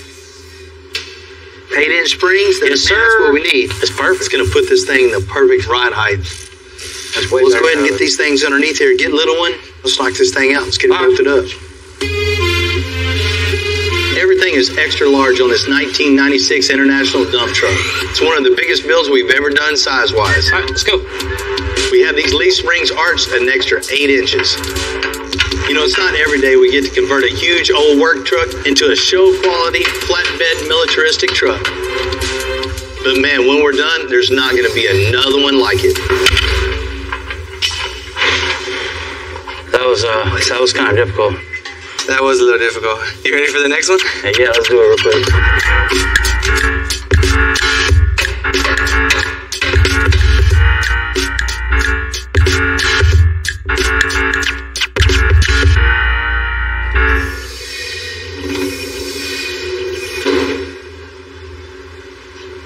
I know that look. Yeah, we got a lot of stuff to do to the dump truck.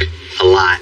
I mean, rear suspension, parallel 4-link with the big, huge triple convoluted bags.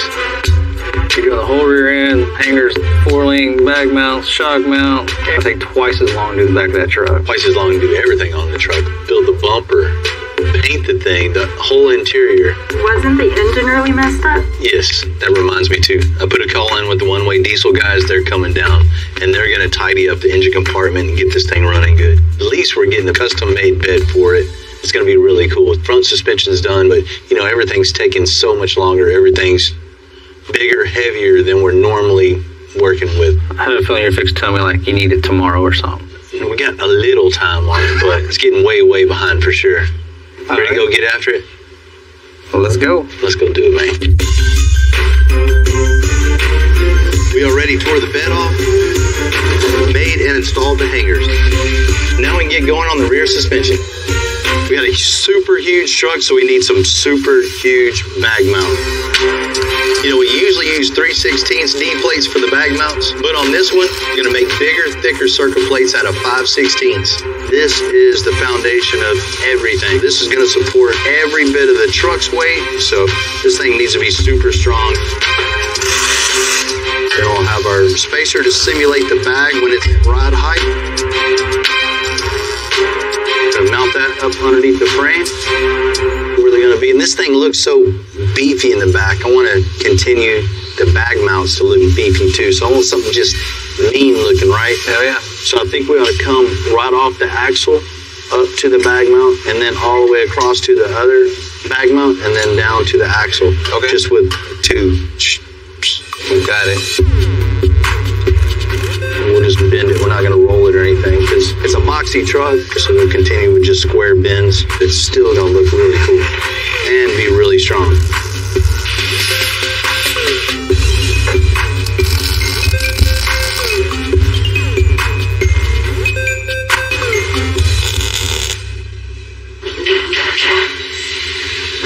Looking good, man. We got the diagonal link, got the 4-link, got the bag mounts. You know, one more step. Shock sign. That's it. We need a bottomed out measurement of our shock. So that's why we made a quick jig. Makes it super easy to duplicate. You know, with the really large size of this truck, you know, it's going to need some good dampening shocks, especially with the big triple bellow bag. You want something that's going to control the bounciness. I mean, that's basically what a shock does. It controls the rebound of the suspension.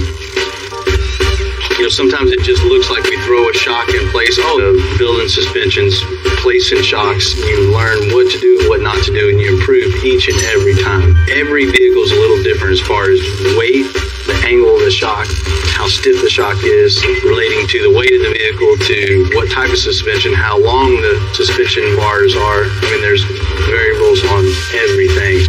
You know, we got some good stiff shocks at the proper angle. This thing's gonna ride really, really good.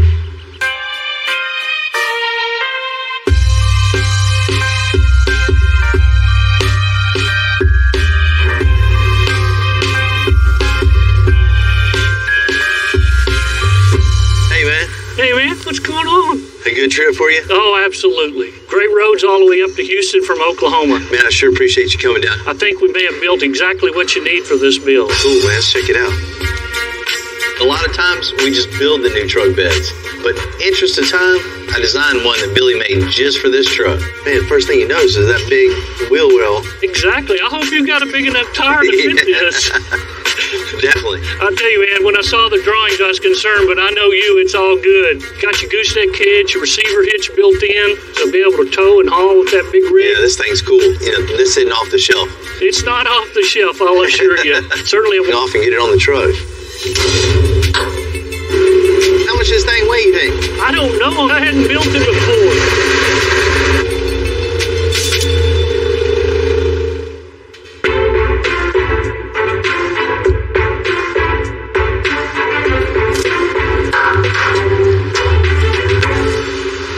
What's going on, man? Man, I need your help, buddy. This truck is just big, mean, huge lip, big tires. This little puny bumper. Man, that ain't gonna cut it. I want to leave the holes, the hooks, the bumper mounts, everything here. Okay. So all I'll have to do is split it right here, straight down here, and then straight across. We'll just carry that all the way across. We'll split it like that, and then all I have to do is add 8 inches in the middle. Okay. They're all right back together. I'm gonna go ahead and section it in the middle. We'll have a much more aggressive bumper that's gonna look perfect on this truck. All right, so I got my filler piece now to go ahead and connect my bottom of the bumper to the top of the bumper where I section it. If I fit this properly, I won't have any issues down the road when I'm going to weld all this together. Because if it's not lined up, I'll be fighting the metal the whole time I'm welding it. All right, so I got my centerpiece in. I'm gonna go ahead and start tacking the edges right here to make it a perfect fit. Okay, so I got the bumper looking pretty good, the 8-inch section in there. I'm really happy with the way it fit. So the next thing to do is go ahead and put the side pieces on. You just gotta do it by eye. I like that fancy footwork. It's pretty close. So I'm gonna go ahead and tack it in. So everything looks pretty good. Everything's welded solid. The next step is go ahead and mount it up to the truck and see how it looks. The owner, John, wants a really unique truck.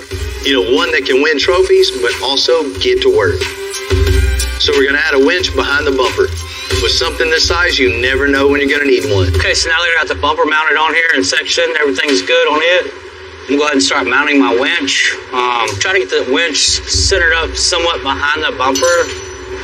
So first thing is to do is go ahead and start building the brackets and go ahead and mount the winch. Man, that's perfect. Get this over to Rudy, get it burned out, and get it on the truck.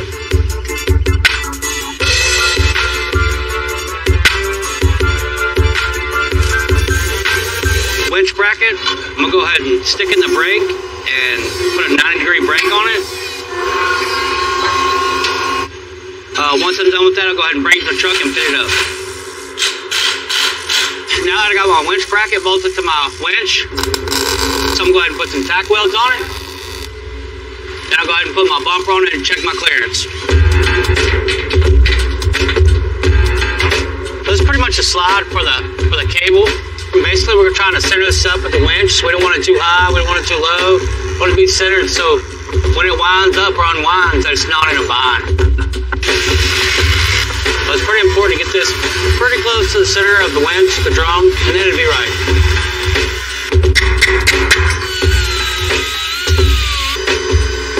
I overcut it just a little bit so the winch cable doesn't fray or catch on the metal. Pretty happy with it, looks good, looks right where it needs to be, so he'll be able to help people out or help himself out in a bind.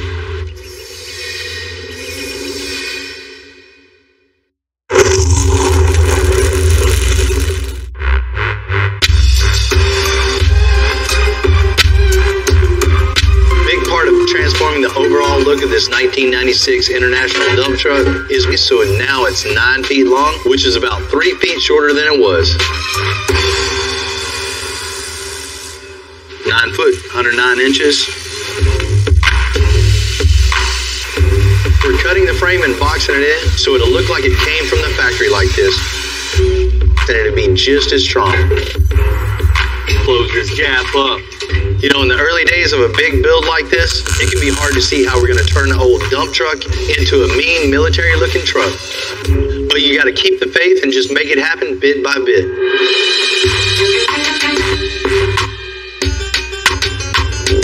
You know, when a custom car guy and an antique come together, that's just a combination to make something really cool and over the top. You know, Javier's in a lowrider club. He's got to show up and show off. He's got to keep his rep up. We built a ton of cars for Javier, like this 46 Chevy right here. And anytime he calls, we're happy to help. Hey, Bill. How's it going, man? Good to see you. Hey, real good. Good to see you. Man. Good to see you. Man, your cars are looking good. Oh, man, thanks. Remember this one? Yeah, that thing's still looking good, too. Man, you did a great job on that. I'm a welder by trade, and I know his welds are perfect. Funny to say that, but for you now. And you've done 3 for me. I've got one more for you, though. Let's go check it out. Let's go. Man, that's a good-looking car. 1934 Buick.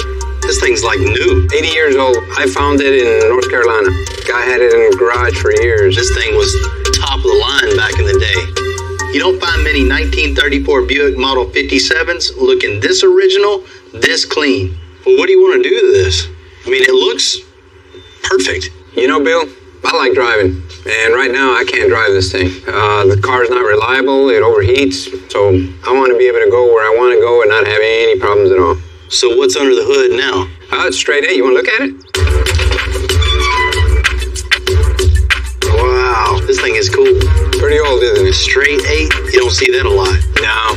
So you want to take this original car, take this original engine out, and replace it with something else. Bill, that's what I want to do. This is one of the very few times that I'm a little hesitant about taking this car apart. We're going to piss some people off. Definitely. Some people are going to be mad. You know, a lot of people don't like changing parts. They like to keep cars all original, but I like driving them. So original engine out, put a late model Chevy in it. That way you got your reliability, fuel economy, power, something you can just get in and drive wherever. That's what I want, Bill.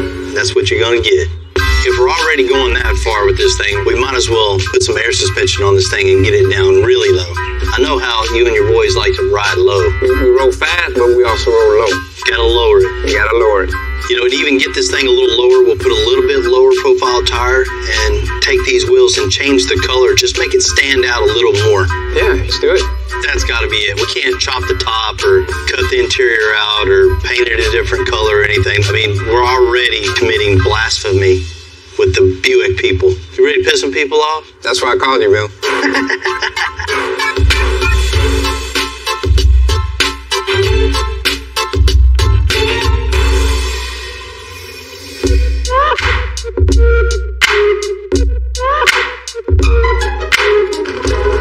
Man, bringing a car in this old, this original, this cool, it's a shame just to do anything to it other than wash it. And we're just going to tear it all apart. I have my reservations, but I'm glad it's here. I'm glad it's us that's going to get our hands on it. We're going to show it the respect it deserves. And, you know, this car is so original. There's nothing been done to it. So we're going to be the first ones to do that. All our parts and pieces that we're going to build are going to make sure the car is done perfect. Didn't you guys have one of these when you were little? Brand new? Man, first gotta wash this thing, clean it up a little bit, a little maintenance, right? Customer's got a different idea on that one. Don't tell me we're cutting this up. That's what he wants, man. The problem with this thing is the straight 8 in it is just not reliable for him. He wants something he can just get in, you know, turn the key, start it up, cruise wherever he wants to go, and not have to worry about all the issues that come with the old technology here.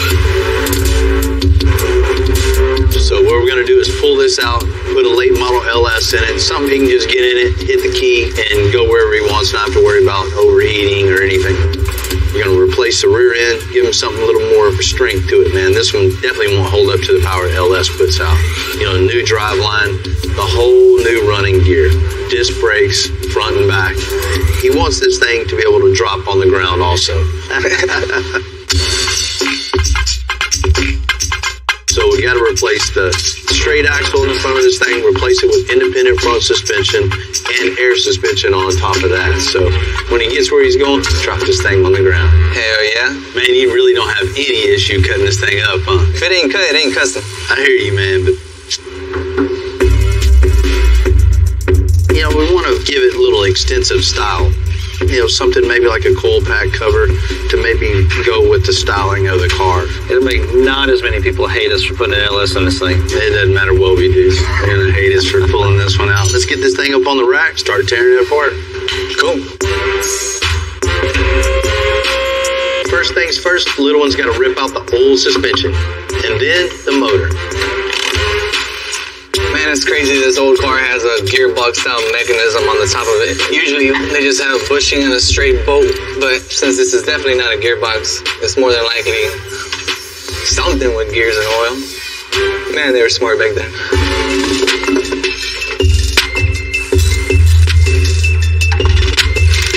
Everything's pretty much off the bottom. Now we can go ahead and just get this grill off. And then we can pull the engine out. Whew, that was heavier than I thought. Man, dude, look at all those springs. And they don't really make them like this anymore, do they? Nah, they don't at all. Here, let's get this on so we can get this motor out of here. All right.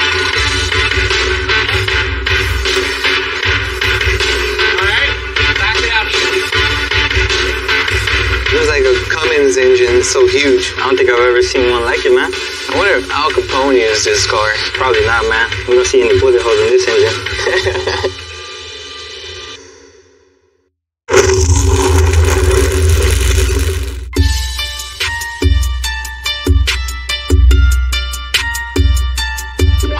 Designing the suspension on this old school Buick definitely has some challenges.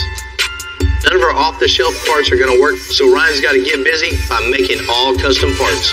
We're going to start now with making the mounts for the two links. As you can see what we get to work with here, we would typically just make our own cross member, but with the structure and everything that's going on here, I don't think it's necessary. We can reinforce this and build brackets off of this, and it will work just as well, and it will look great. That's perfect. Taking my templates over to Rudy so you can burn them out. Hey, dude. What's up? Is that quarter? That's quarter. That's quarter. I was going to have you cut two of these out for me so I could just cut this while you were doing that, but since that's quarter, I'm just going to make you cut all of them out for me. I know you're not doing anything over here. That's what I'm here for, right? Appreciate you. Once I get all my curves and lines figured out, I'll trim everything up, transfer it over into the program, cut Ryan's pieces out, clean them up, take them over to him.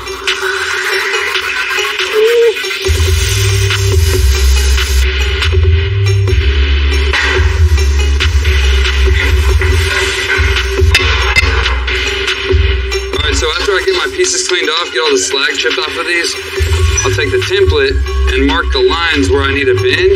I'll use that other little template that I made. I'll take it over to the big break and I'll just slowly bend it until I get the right radius that I want. Everything we do is trial and error. I'd like to get it on the first time, but it don't always work out that way.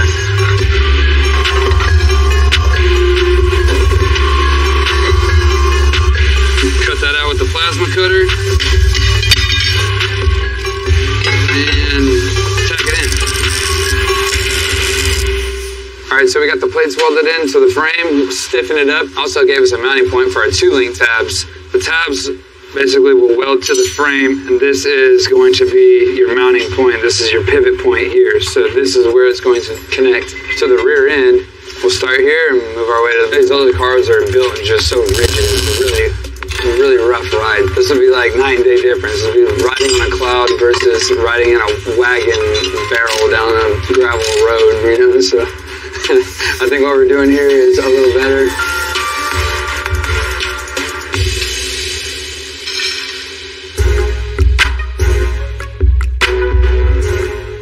Dang, man. Yeah, that's pretty bad, man. This thing is rough, dude.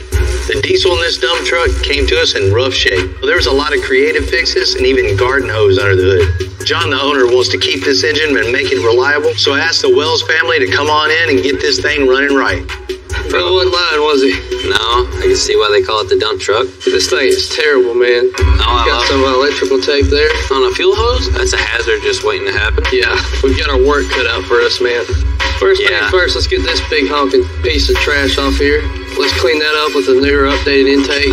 Help it breathe a little more? Yeah, get a little more power out of it. We need to change out all the radiator hoses, get all this stuff cleaned up. Watch out. Gonna give it a little more appeal under the hood.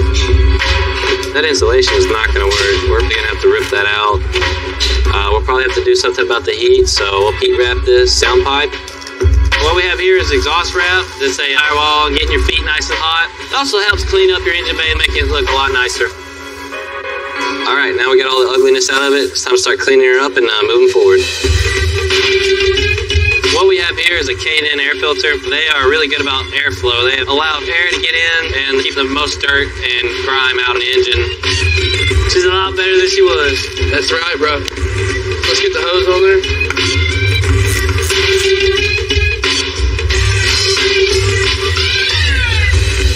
Last thing we gotta get taken care of, the safety hazard of this wiring.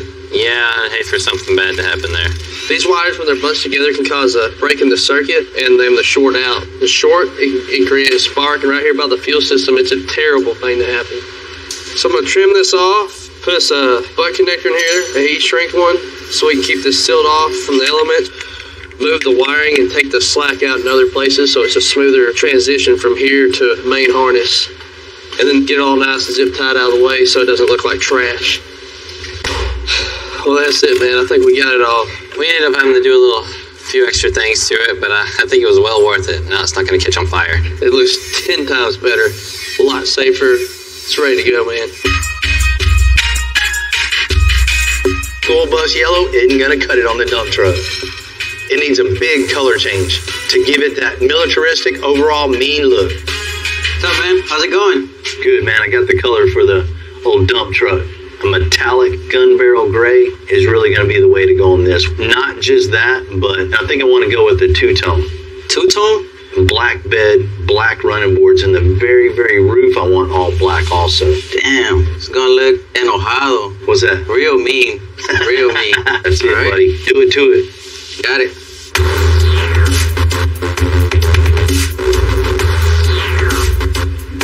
I want something on this truck that's really going to stand the test of time. I don't want Army green. I don't want the Desert Storm tan. The gunmetal gray is definitely going to make this thing look really cool, give it an aggressive look, and still be custom.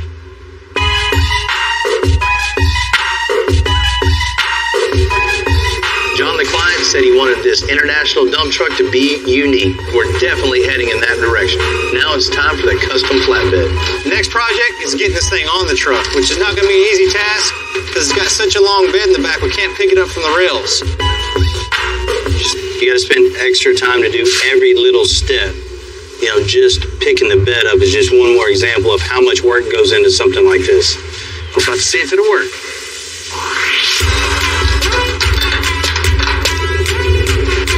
Gunmetal gray, the black, it's just going to tie together perfectly. Ready? Yeah. We'll bolt it down from there. Go down.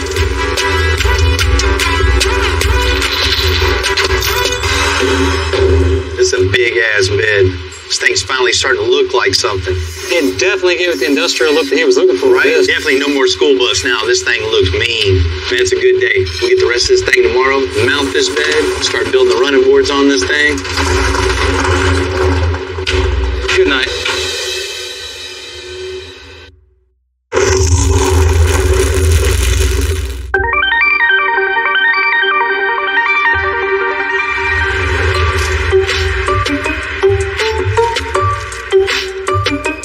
This truck's so tall, we're going to need some extra steps going in. So we're going to make some running boards / steps, and I'd like to make it one solid piece.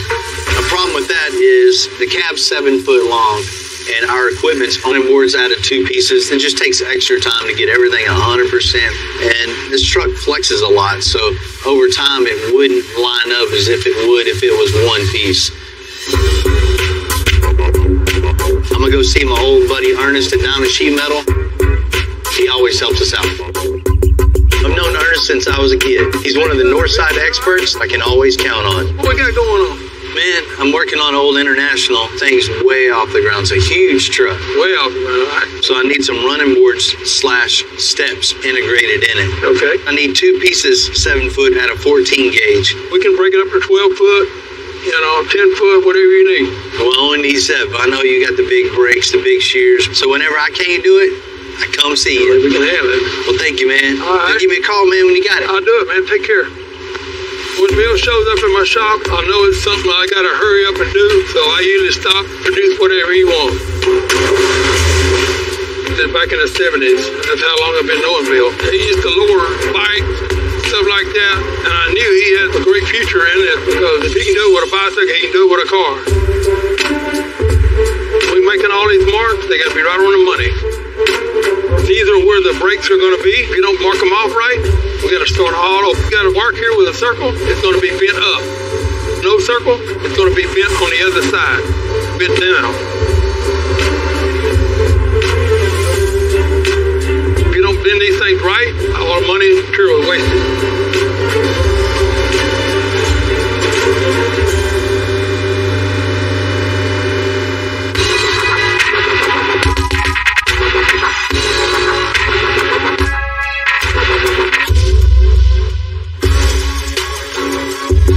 Undercarriage of this old school Buick is structurally different from most of the vehicles we work on. They just don't make them like this anymore. You know, there's not a whole bunch to the rear of these cars. It's real thin sheet metal and a lot of wood, so we don't have a lot to work off of, and I don't want to just weld straight to the frame rail because they're like 10 gauge. It's real thin. So I'm making a foundation basically to be able to, you know, build my rear suspension off of. What this is going to do is act as part of my frame. We'll get some back brackets on there, some shocks, diagonal link, and we'll have a brand new suspension on the rear of this car. That's it. Let's do some shocks. Let's get some shocks in here. With the way that I'm putting the shock and where it's going to be placed, I just want a bag that's never going to hit it.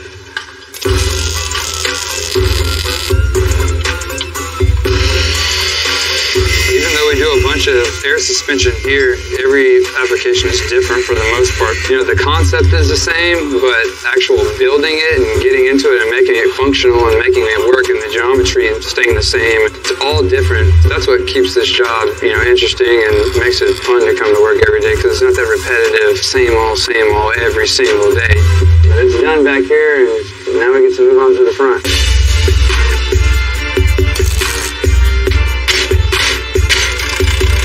Got the lower control arm bolted up and the spindle bolted up. As you can see where the frame comes and where my lower control arm is, there's no room for a bag, there's no room for anything. So just like everything else, we're gonna have to make it work. Decompress with no air in the bag is gonna be 3 inches, right? I'll take this 3-inch block, describe a line all the way across. Judging by the looks of this right here, my tie rod's gonna be somewhere in this area here. So I'm just gonna go ahead and just cut what we need with the plasma, make a plate to fill it. For the most part, I got everything cut out. Right now, we're gonna get some 4-inch flat block to make my fill piece here.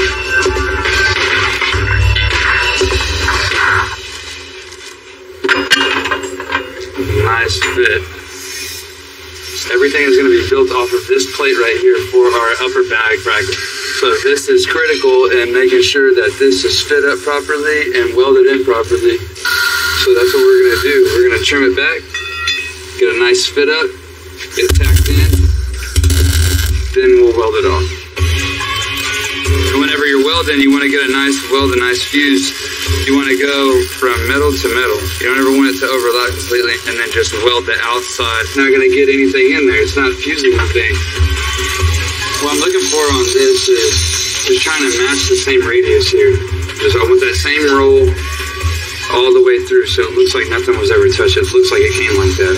So just start on the flat spots first. I like to knock it down and make sure it's flat and then start rolling. So once I get it kind of close, I'll come back with the flat disc and then clean it up and get rid of most of these lines. Hit it with a DA or a wire wheel. I mean, that's pretty much it. I've been liking it. Looks real nice.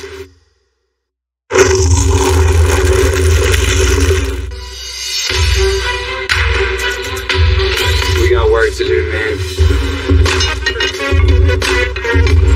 Ryan's putting together the last little bits of the front suspension on the old school Buick. So this is exactly where it's going to be right here. Now everything's in place. I can just tie it to the top of the frame, get that tucked in there, throw a shock mount on here, and drop our motor in here pretty soon. Yes, sir. Man, I get it. I totally know what you're talking about. You know what we can do? We can just pause on it, let you think about that. Once you think about it, let me know. We'll get back on it. All right. It's just the person I'm looking for. Man, I just got off the phone with Javier, with the Buick. He's not real sure of what engine he wants to put in it, so he wants to put that thing on pause for a minute. The customer needs some time to make the right decisions on the right engine, so we're going to give that to him. I get it, man. He wants to think about exactly what he wants. We don't want to give him nothing that he's not 100% sure about. The extra time always takes a toll on the bottom line, but that's what we're doing to make it right. Trust me, this thing will be perfect when it's finished.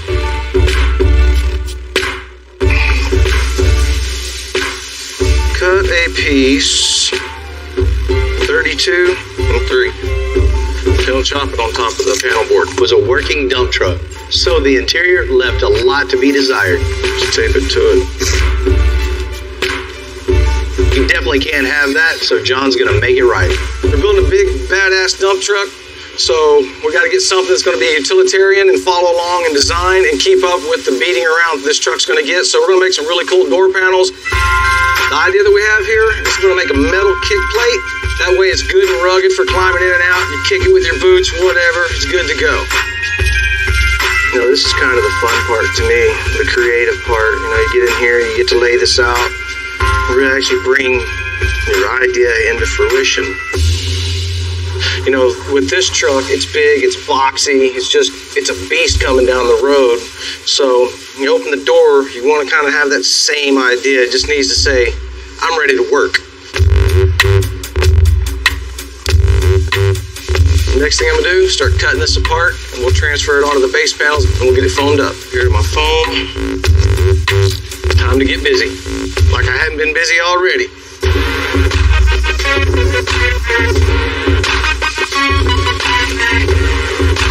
Alright, now I'm just going to trace this out. When you're cutting this foam down, if you put any kind of lean in it, and it will show up in the end, or it's tougher to have to sand out. So just kind of work keeping that blade straight up and down. We're actually going to put a beveled edge around this, and that way when it comes up, it'll dip down into the insert panel, up both sides. So just cool little detail. Get all that thing beveled back, and once that's done, we put another layer over it. I'm going to wrap the doors in marine vinyl while Jamie's cutting out the steel for the kick plates. This is going to look really good on the door panels that John's doing.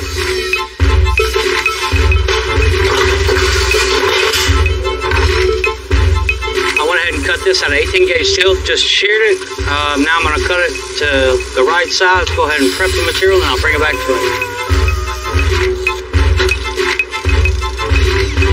All right, looks good. I'm happy with it. I'm going to go ahead and bring John. Go ahead and do a test fit real quick and go from there. See how she fits. Cool, man. Perfect fit. Cool. Well, let me go knock out the mother 30. Can't wait to get over to the body shop and let them get this thing painted, get this door panel together. It'll look pretty cool. It's going to look nice. Panel harness did really, really good. I mean, all the angles look exactly perfect, exactly what I wanted. So next step is just get this up here and start shaping it. Hey, pretty soon we'll have a running board. Put your hand out there. So about 5 inches. And we made it a little bit too long so we could shrink it down, cut a little here, a little there, make this thing fit perfect. From the front fender well all the way to the bed. Man, that's a big difference. That's nice. It's going to make it real easy to get right on up in here. Next step is just shaping it perfect to the fender itself. Pretty cool little trick right there. Used to have a sign company across the street. Showed me that. Of course, we just could have squared the ends off and put it on. Taking the time to shape it, to make it fit the truck. It's like the front, just right here, needs to come in a little bit. As if it would have came from the factory like that. That's what I want it to look like in the end. No matter what we're working on, a little extra time, a little extra cut, a little extra weld makes a huge statement in the overall project. Can't wait to see this thing black up against that gray. It's really going to finish the whole thing off. My name L1 actually means little one, and I got that name around the age of 14 doing electrical, body shop, and paint. always wanted to keep on learning, keep on going to the next thing. Start from the bottom, work your way to the top. You gotta know how to do every single part of the job. The first thing I learned how to do was actually sweep up a shop. If you don't know how to sweep up a shop, then you shouldn't be doing much of anything else. I'm not done learning yet. This is me with 10 years experience. I want to see myself with 20 years experience, 30 years experience. You always want to get something right and then keep on learning, but you got to learn the right way with the right people. If you're not open-minded to learn from others, then you're not going to get very far in this business. I like working at Extensive. The talent here is so diverse, and it's just crazy the amount of knowledge that you can gain. If something breaks, you make it. If you can't find it, you make it. If you can't do it, you make it and you do it. And that's why we keep building the best things that come out.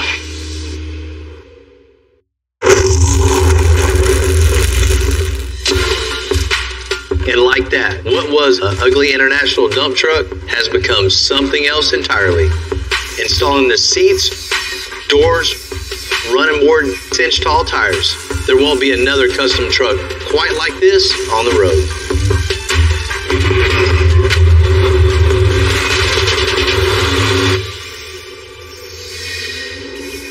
Hey, Bill, what's up?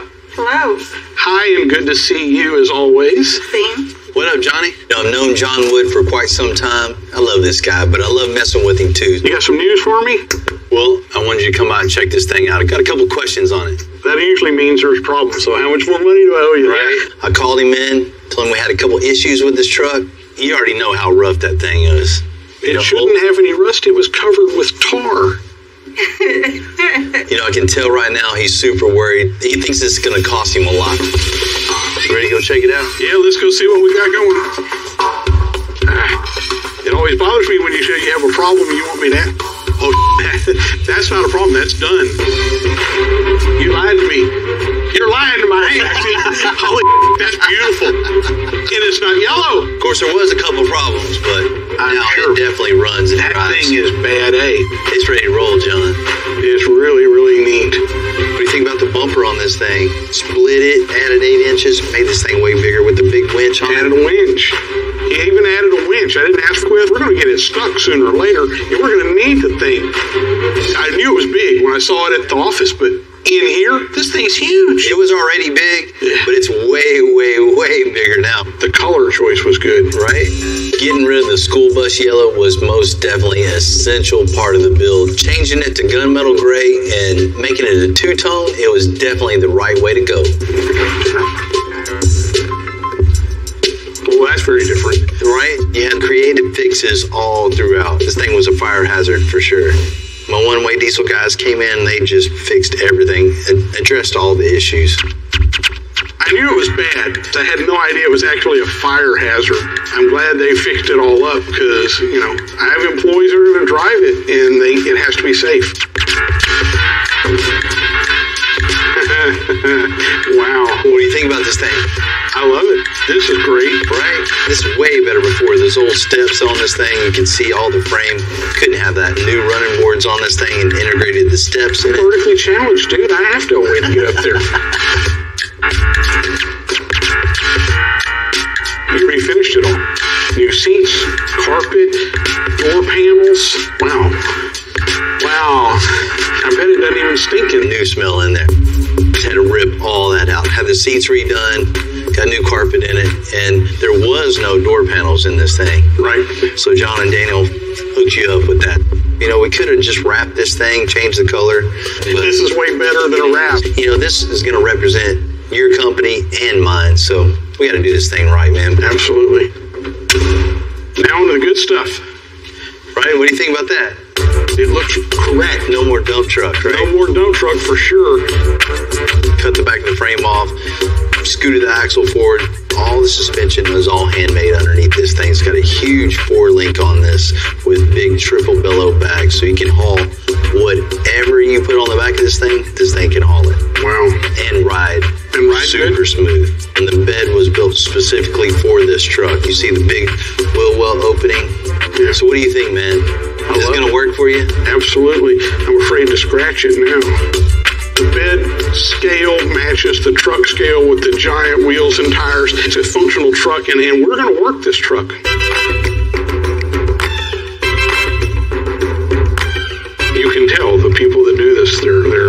people. That's right. We all have passion for what we do, for sure. You know, this is just one more example just to show how good guy in the shop just kicked ass time and time and time again. I know this thing is going to do everything you could ever want with it and even way, way more. Thank you. This is going to be built like a tank. We heard on the street they was up to something. We had to come check it out. This is going to be crazy, man. I can't wait to see this, man. Customizing a delivery van definitely has some challenges, but this is actually going to change Dave's life. They told me it can't be done. You're in the right spot. Beautiful. Ryan, bring it on in. Oh my God, dude. I'm Bill Carlton. I built my first truck when I was 16. And ever since, me and my guys have been out here creating with our hands. Building the biggest, lowest, baddest custom trucks and cars in the game. People don't come here for what they need. They come here for what they want. This is Texas Metal.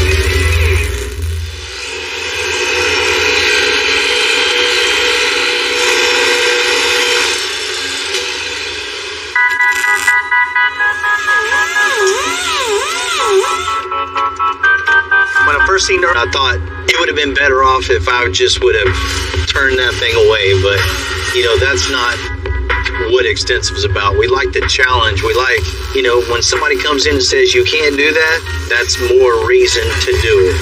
You know, I don't know if it's where I'm from or what, but there's something inside me that just doesn't like to be told, that's too hard. This is too much work. Thinking too big. You know, when I hear stuff like that, that's just when it's time to get to work. Going through and putting this car together, that's when you really start to get the ideas of making this thing different from all the other Cadillacs around. You know, if you're only going to do the easy jobs, there's never a challenge. What's the point? We're in the dream-making business. So that's what we're about to do on Earl's right now. Pretty cool working on this Cadillac, man. I've been around Cadillacs pretty much my whole life, you know. Mostly in my scene, in the lowrider scene. Man, a Cadillac's one of them cars that's always going to stand the test of time. It's got the name. It's made for the king. You know, a famous car for a famous NFL player, Earl Campbell, you know. Y'all talking about the Cadillac? Oh, yes. Man, you remember when this thing came in? I was getting a little nervous when it started rolling in and rolling in and rolling in and rolling in, right? You know, parts on a wrecker, trailer, in the car for Earl Campbell. You can't not get him hooked up, right? Mm-hmm. Now I just need to finish it. You know, we've already got the new frame underneath this thing. The body's all mounted to the frame with the custom air suspension. The rust is all repaired. This thing's really starting to look like something now. I'm getting excited. Time to put that new engine in, a brand new LSX for this thing. So he's got plenty of power. Can't believe we're putting LSX in it. Mm-hmm. That's going to be awesome. You know, in the engine compartment too, I want to redo the firewall. Give him a nice bead rolled firewall, something that looks totally different, right? And not only new firewall, I want new sheet metal, nice fender wells that roll down and kind of mold to the firewall. And when Earl sees this thing, I really want him to go, man, this is cool. John, I know you worked on a lot of Cadillacs, buddy. You got room for one more, huh? One more. All right. I'm going to go get this engine. Let's get going. All right.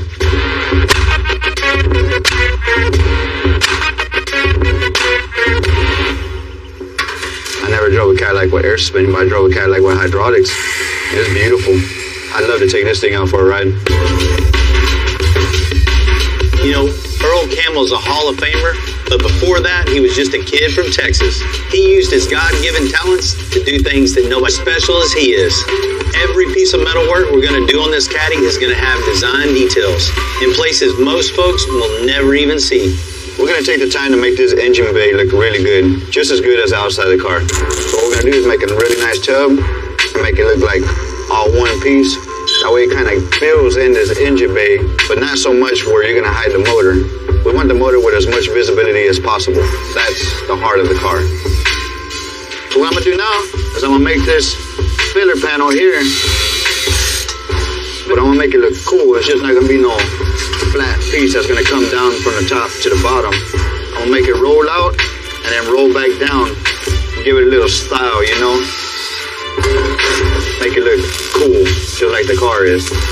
Now we got this nice pretty piece tacked in place. I can continue rolling this on another panel to come all the way down.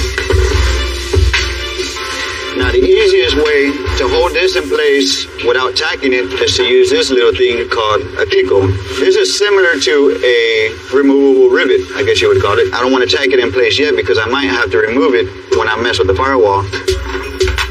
So all those little Kikos hold that in place, and these flat bars make it flush with the other pieces of the firewall. We can get these out of the way since they're just Kiko'd in.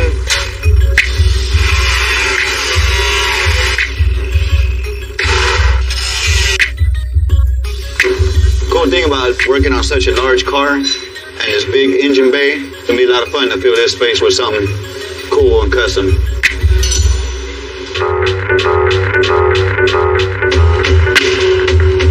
I'm not sure if you've seen old footage of Earl Campbell running with a football, but man, he was fast, powerful, and just mean. He didn't run from a hit, he just dished them out. So we want an engine that runs just as powerful as old Earl did back in the day. Well, almost as much. What's up, Brian? Hey, Bill, how you doing? Man, good. All right. You here to pick up that new engine? You know it. And this is that one for that 49 Caddy, right? Man, you know we need a lot of power in that thing. Big, heavy sir. Cadillac like that. The one who towed Earl Campbell around in? Yep. Well, here comes your engine right here. Man, let's check this thing out.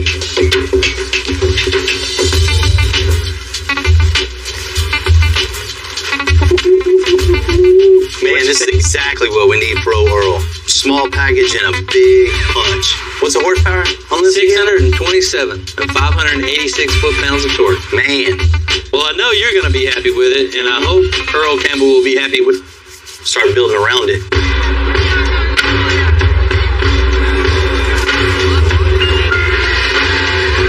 This LSX is just a power plant to have, much like the old 454s that were in all the hot rods back in the day. The LSX is much lighter, a lot smaller, and more efficient than the original, but with a ton of power. This engine is definitely the one to put in a build like this. Engine's in before lunch!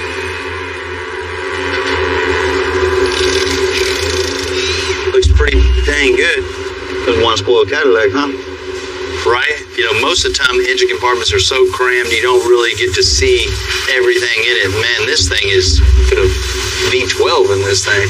You know, on the firewall too, man. We have so much room, we don't even have to notch it for the transmission tunnel.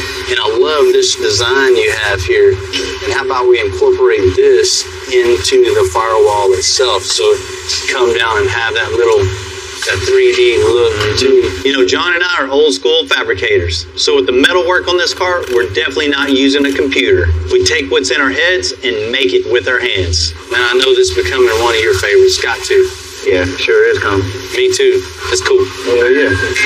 You know, that gives us room for ideas. We kind of got an idea of what we want to do on this firewall to make it match these inner fenders. Thinking of it is cool, but doing it is a whole different ballgame. So it's going to take me a little time to figure out all these angles. Got to do it right the first time. If not, we got to start all over from the beginning. So measure it, calculate before I start bending.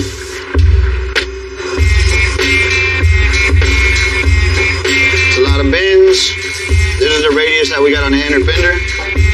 This is the piece that's going to go across the bottom of the firewall. And I just want to try to get them to match. We want to keep that same radius throughout the whole engine bay. It's kind of hard because there's like a million things going on in here at once. Playing a little game of small cuts. Cutting a little bit at a time till it fits in place right. Because if you cut too much, then you got a big hole you got to fill. And it'll fit right in there just the way we want. Now that the lower road part of the firewall's in, it's time to make the top part of the firewall. I'm going to trace the shape of the cowl onto the panel, cut it out, slap it back on there, and then we're going to design what we're going to bead roll on here. We'll be able to get rolling.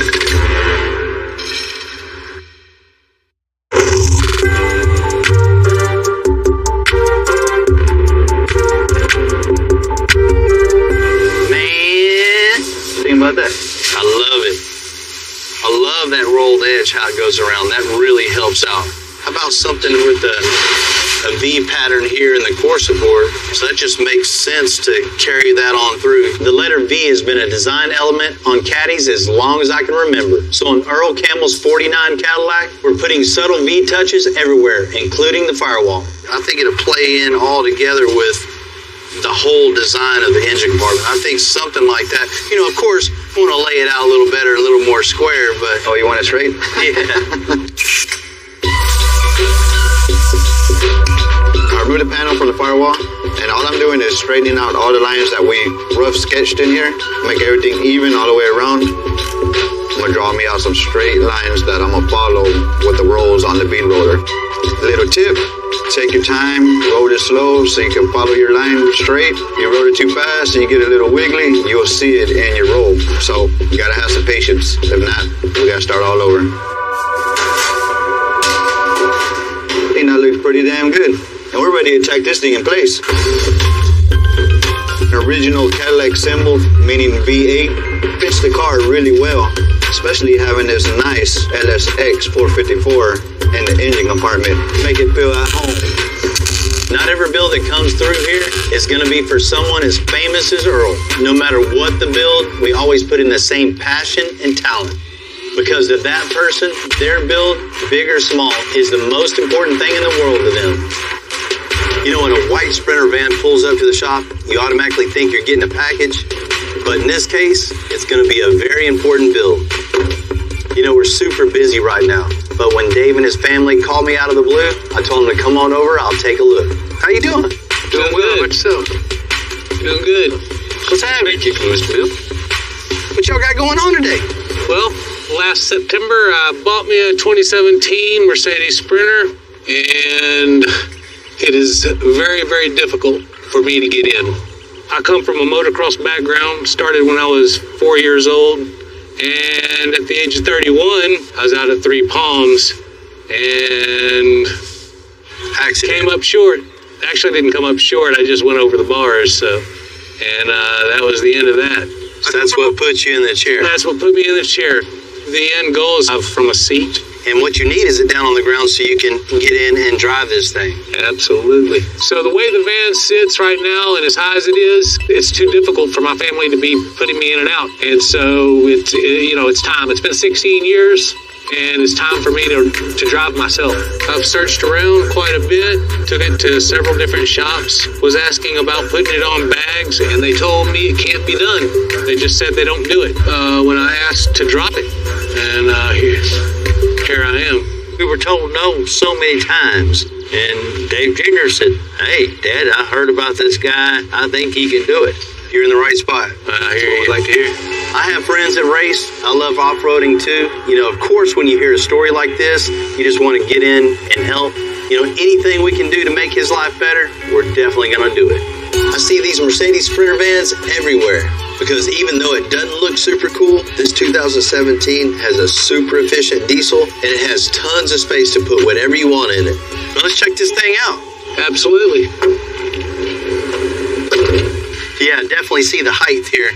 You'd have to have a 20-foot ramp to get up in this thing easily. Yeah. You need this thing down the ground so you can have a ramp go up in it. A ramp would be nice. A ramp would be really nice. When you're in it, you need that chair out of the way so you can pull up into what I would like is for the front seat to swivel. You know, I don't want to drive from a power chair.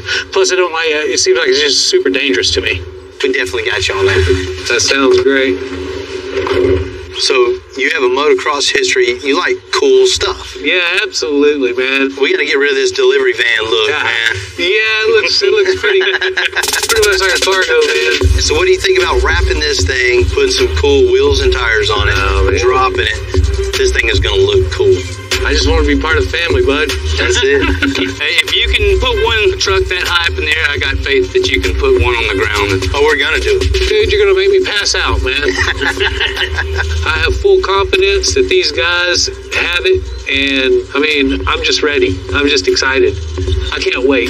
All right, man, let's go make it happen. Let's do it.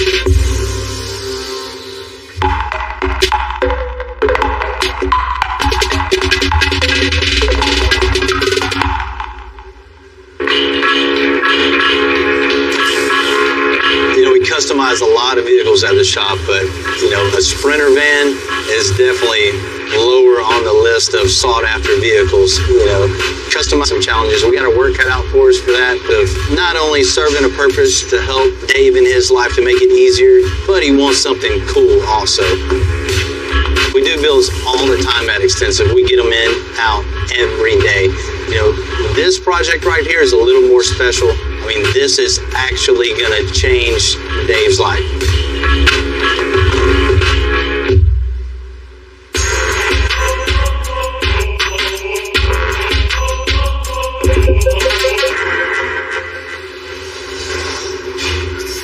Why do you have a delivery van? No, man, we're not fixing a delivery van. Customer's name's Dave. You know, he had a motocross accident, so he's in the wheelchair. So what we're going to try to do is give him that freedom, independence back to do what he needs to do, but it needs to look cool, too. Yeah, we can take care of that. That's our business. That's it, man. The first thing we're going to do is we're going to put some air suspension on this thing to drop this thing down to the ground. So we're going to pull out the leaf springs in the rear, you know, clean all the axle off and build the 2 links for the rear. Get it super low. No doubt. Same with the front. Put in all the new compressors, tanks, the whole 9. So we're trying to give him something else back that's a lot of fun that he can do on his own and have a good time. Exactly. Not only to the van. So we're going to install a wheelchair ramp that shoots out the side of this thing. Dave can ride right in himself, do his thing. Once we figure out the ramp situation, the next thing we're going to tackle the custom driver's seat. So he can put himself in the chair, spin himself right around, go on about his day, and have that independence back. Super convenient. So you going to stick with the smuggler look, the all white, or are we doing something cooler? No delivery van. No, we're going to definitely, you know, it's got the motocross background. He needs to have that cool feeling of riding around also. So we're going to start out wrapping this thing, and then we're going to finish it off with some really cool wheels. Awesome. It's a little bit out of the ordinary, but it's going to be pretty cool, man. Yeah, I'm excited. Well, I'm ready to get started on this thing. Let's get it on the 2 posts. Knock this thing out, man. Sound good, man.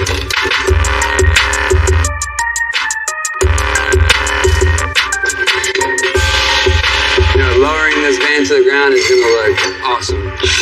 So we're going to change up the rear suspension on this van. We're going to change it over to a 2-link. So I'm going to take these leaf springs out, the shocks. But I'm going to start stripping this stuff off and get to business. All right, now I got all that taken apart. It's time to get these leaf springs out. We're gonna need as much space as, now that I have everything out of my way, I'm gonna take this little 1/2 inch out, and that's a 1/2 inch lower that we're gonna be. This van has a steel unibody, which means the frame is built into the body.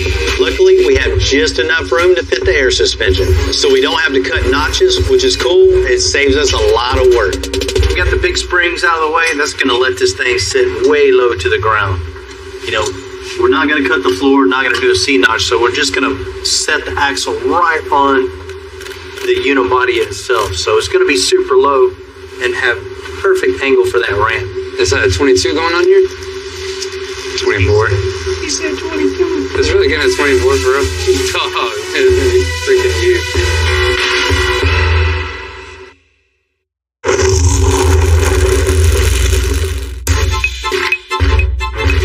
It's not every day we get to work on a 2017 Sprinter, but also it's not every day we get to change someone's life.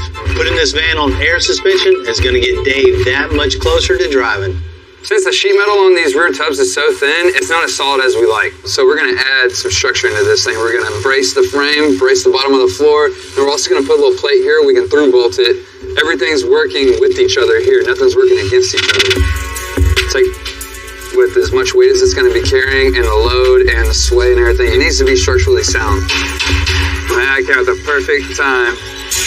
Oh, yeah, you did. Thank you, buddy. There you go. You can go ahead and clean them up. It's hot. Watch out.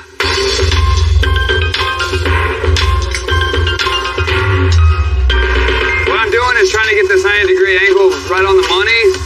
And then the next one, you just hammer down on the pedal. And it doesn't work for you. Perfect. Back to the van. So right on the money. That's exactly what we wanted. Now we can punch some holes in this. Connect the dots, and now we're one step closer to having the rear suspension built. Now that we got our plates made, you can see everything kind of coming together. And we can through bolt it to the inside of the cab, put a backing plate on the other side, and you get a little bit more structure out of it that way. Over the years, we've been known for, making kits for just about any application, any car, any truck, anything like that. But when we have builds like this or just one-off builds, we typically build, we could easily go pull something off the shelf and throw it on here and just make it work. But later on down the line, you might run into a problem. So I like to just literally make every part and piece for every single vehicle that I build. That way I know 100% that it's perfect for what we're building it for. Beautiful. Love it. And that's lunch.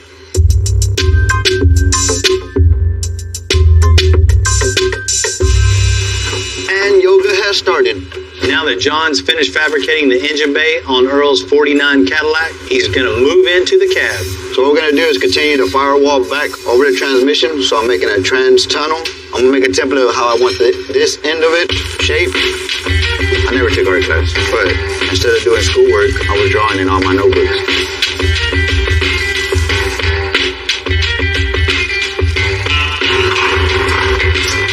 Now we can get the end of that tunnel shape and make it flow into the floorboards.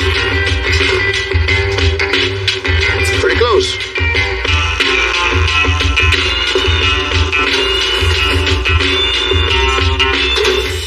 Now we got a whole lot of cutting to do.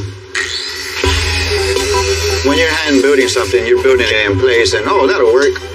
Everything's made to fit. First piece in, I got about 2 more to go.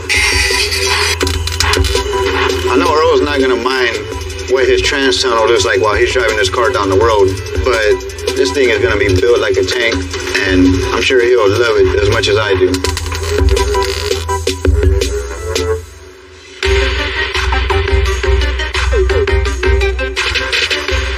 Our next step of getting the floor sheet metal put in is mocking the rear end up. This thing's got 600 plus horsepower, almost just as much torque. So we need a rear end that's really going to stand up to all that. So we got a fabricated 9-inch. Then we can build our drive shaft tunnel around the mocked up drive shaft. And then we'll start building the floor around that. Now it's time to cut our center section out of our floor. Let's see if we can do a straight line.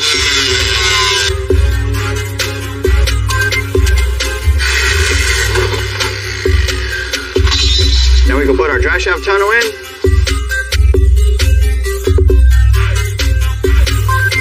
Now we got the tunnel in. Pinion angle was set. What I'm gonna do is bottom out that axle so we can put our new inner tubs in.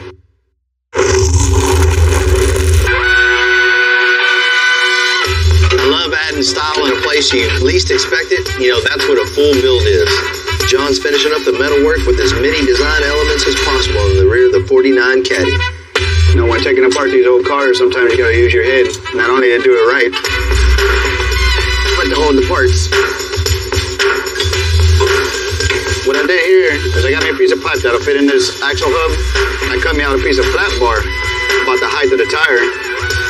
What I'm gonna do is use this, make me a perfect circle of where I need to cut to put our new tub in here.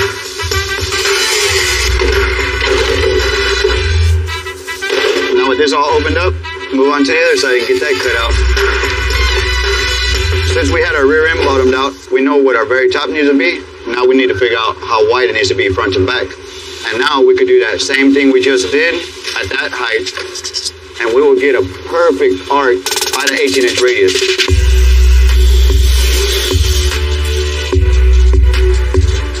This is all coming together real nicely. We got our fenders put back on, got them all welded out. Now we can cap the inner tubs and get our notch cover built. A custom car. This could have been a flat panel, and what would we have done? Undercoated the car or something, bedlined it. But now that we have this nice little design, it could be painted glossy and it would look good. It's just a little added touch to doing something that's worthwhile. One challenge we got is The notch has 2 crossbars from frame rail to frame rail that bow like this. So what I'm gonna do is make a template to that contour and get that template transferred onto a piece of sheet metal. I'm gonna draw me some designs and bead roll it to match what we got on the firewall. See how it looks. Would you look at that? Man, that looks real good. For Dave, these airbags are going to lower this van, and it's totally going to help out for this ramp we're going to install. He'll be able to drive for the first time in 16 years. It's a total game changer. Wrapping it up, huh? Yeah, you came in at the perfect time. I always come at the perfect time. It looks real good. Thank you. All the suspension's done, huh? The line's done, electrical's done. Yeah, dude, I got everything mounted, tucked up in here real nice and together and not all over the place. Usually we jinx ourselves saying, it's going to happen. We're going to have one easy every once in a while, right? They can't all be difficult all the time, huh? No, they can. Well, cool. Let's get the wheels on and get this thing on the ground, man. Let's see what it looks like. Cool. And then we'll start working on the inside. Yeah, buddy. All right.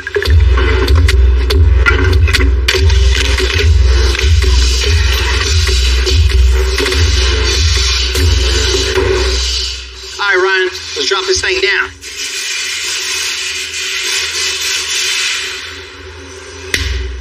No more delivery van, right? Nah. It's right it looks there cool on the too. mud flaps, man. Right? It's sick. Until we get them wheels on there, it's gonna look good, man. Yeah. All right, cool. Let's get this thing aired up. Let's get it on a drive-on lift so we can start building the ramp on this thing. Sounds good, man.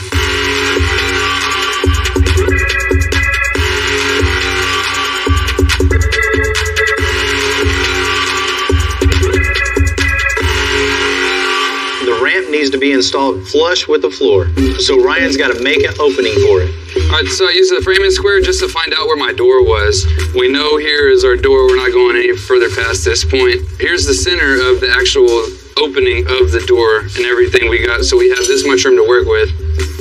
Our deck is 41 1/8. So within our parameters, we have a lot of room to work with, which is really good. And just triple check your measurements, because we're about to cut the entire floor of this thing out. All right, now that I have all my lines done, I'm gonna go ahead and just cut this whole section out where our ramp is gonna go.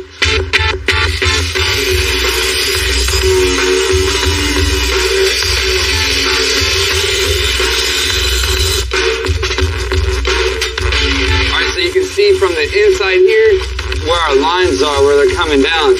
We're already planning on reboxing this whole entire frame into the unibody, and we're gonna plate the side of it and then cap the top off once we're done and have everything bolted in where we need it. So just to get this whole center out of the way, cut this whole top section out, and then we have a wide open area we can work with, full measurements, and do what we gotta do. It's loose? Yeah, it's loose. It's not heavy. Got it. Yeah, I got it. I'm done. So now I got this big hole in the middle of this floor. I want to get the ramp in here, and I want to see exactly what we're looking like. Hey, be careful on the floor right there. See if you can hop down into the floor, onto the ground. This ramp isn't meant for this van. It's meant for like a tour bus. So what we're doing is trying to make this work for what we got, This is what we do. We're fabricators. If we can see it, we can make it happen. So what we're doing is, making it happen. And that's the job. That's what we do. I'm gonna make a channel that will go over the frame rail to cap our frame rail where we cut it in half and stitch all the way down the frame rail and work our way. We're gonna have to brace all this up, make a mount for this thing to actually sit on, and put some structure back into this van. Now we got the main structure tacked into place. We got our frame rails boxed in, and we got the actual track that our ramp is bolted to. So really all that's left to do now is weld this up, patch some holes up, and we'll be ready to wire it up and test this thing out.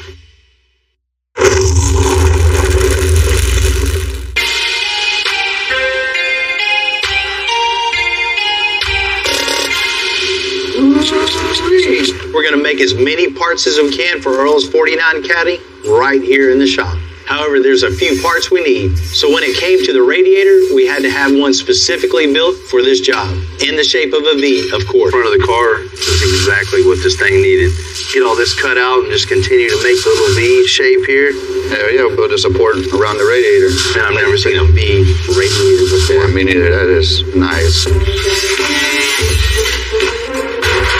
The bottom part of the core support, which comes out all the way to the front bumper, we're gonna make that all one piece, and it gets welded to the fenders. This is gonna be one complete unit now with everything welded together.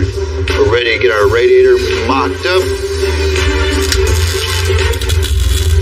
We got these side pieces tacked in, which is gonna isolate where you can only view the radiator. Got that nice radiator in there.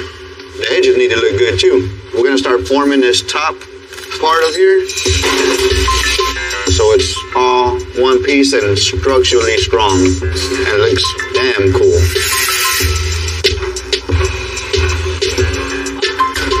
They got some really nice fitment right there. Now what I'm gonna do is get that excess off. Now I got these pieces fitted in here pretty nice. Then we're gonna run us a couple bead rolls on these panels, kind of liven it up a little bit so it's not just so flat. Looks pretty good. So what I did here was I started off with maximum pressure here, and once I got to this line I drawn, which is 10 inches away from the edge, I started slowly fade out look instead of just a hard stop. Man, them lines match up perfectly. Little flavor to the front end here.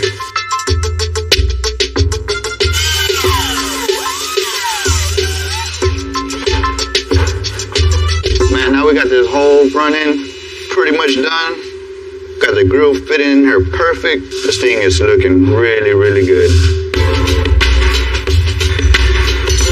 Today's a milestone in the 49 Cadillac. After about 3 months of metal work, it's finally rolling over to the body shop. From where it started to where it is now is a huge difference, and it's a good feeling seeing it come from the fab shop, finally going to the body shop, they insert the body and paint.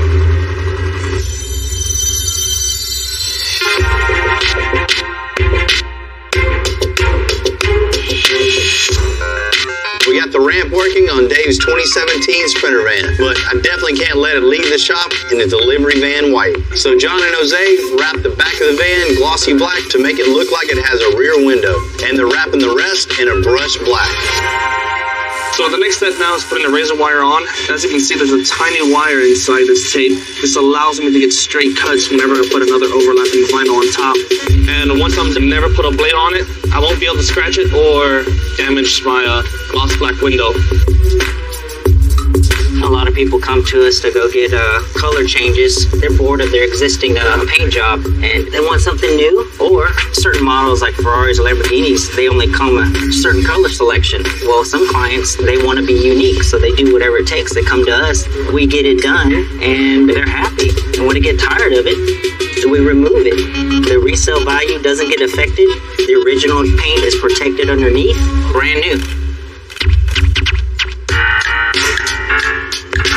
Now with the wire all pulled out, all we gotta do is pull out the green tape.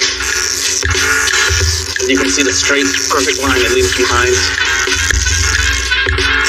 Perfect. Well, let's go ahead and start getting these side panels put in.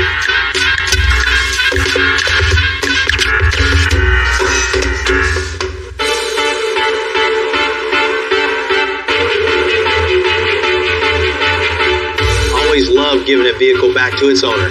But this 2017 Sprinter van is just a little something extra because Dave's just going to be that much closer to driving. So we're installing a swivel seat for easier access, new 24-inch wheels, and some red accents to match those wheels. I haven't sat in the driver's seat in 16 years, man. And the day's here, so I'm pumped.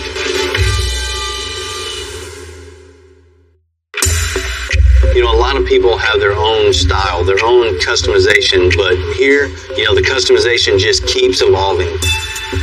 There's not blueprints, there's not schematics to do what we do. Everything we customize here is specifically to that build. Two of the same cars could come in here, but when they both leave, they'll be totally different and totally cool. You know, that's why I like coming to work. That's why I love doing what I do, just to get tested. I get bored any other way. I gotta have the challenge. I gotta have the creativity, to get in and create something with my hands, to make something just cool. Bolting on the same parts day after day, that's cool, but that's not the definition of custom to me. Building it all back up with as many parts as you can by hand, that's the definition of custom.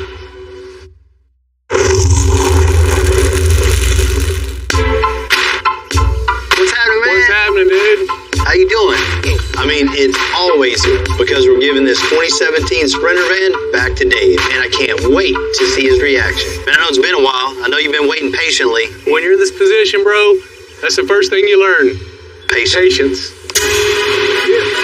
You ready to check this thing out? I know you guys are ready. Yeah. Ryan, bring it on in. Oh my God, dude. Oh man, this is beautiful, dude. You gotta be kidding me, man. Fine looking. You gotta be kidding me. That's what I was waiting to see. That's You gotta cool. be kidding me, man. What you think, man? Bro. That is something else. Whoa, I can't tell you how much I appreciate it, dude. Oh man. It doesn't look like that delivery van anymore, does it? Oh, no, sir. That's why I brought it to you, Bill. There is nothing you can't do. It's overwhelming, dude. Seriously, man. Because at first it could not be done. Oh, man. We did it. You did it. You absolutely did it. You guys ready to check this thing out? I'm ready to open that thing up and let me check that ramp out because I know we got a ramp inside the thing, dude. Oh, my God. Check it out. Oh, my gosh. Man, buddy, that ain't just something you just bolt on either. We had to cut the whole floor of the van out, restructure everything, and then make everything mount back. So you have two sets of controls. One will control the airbags, front, up and down, back up and down, and the center button right there operates the ramp. Check it out. Check it out, Check it out, dude. That's it, man. You think you can work with that? Absolutely, dude. My power chair is going to have no problem going up in there. I'm just really stoked. It was a first for us also, and hope you like it, man. It's pretty sick. Once you're up in there, we have installed a swivel seat on the factory seat there, so awesome. And added some handles on there, so you can spin that thing around from the back and get up in it and do what you need to do, man. Go on about whatever you want to do, all on your own. Dude, I'm speechless, man. Speechless. Of course, we had to add some cool wheels and tires, too. This had to be made specifically for this van. If we're going to have some made, we got to have some cool ones made, too, right? Oh, yes. After all that was done, we couldn't have the delivery van look. We had to have this thing wrapped. John and Jose over at Pixel Works came in with a brushed black. Beautiful. And, man, that just really sets it off. I mean, I can't believe the job you've got. I'm surprised you named it in Copperfield, man, because it's magic, bro. It's magic. I like to speak for all the guys at the shop. This is something special for us also. Not only a chance to do suspension on something that we don't normally do, a challenge of making the delivery van look cool, but to give you that independence back to really help you out in that aspect of your life. I mean, it's cool to be able to do for us also. And that's what it's all about is independence, buddy. I'm stoked, man. Ready to get in this thing and go down the road. You guys don't get it, man. For someone like me, to be behind the driver's seat again, or behind the steering wheel, it's overwhelming. I haven't been behind a wheel in 16 years, bro. 16 years, man. Oh, man, dude. Man, you look good in there. I feel good in here. I don't even know what to say, man, but thanks. Man, I appreciate that.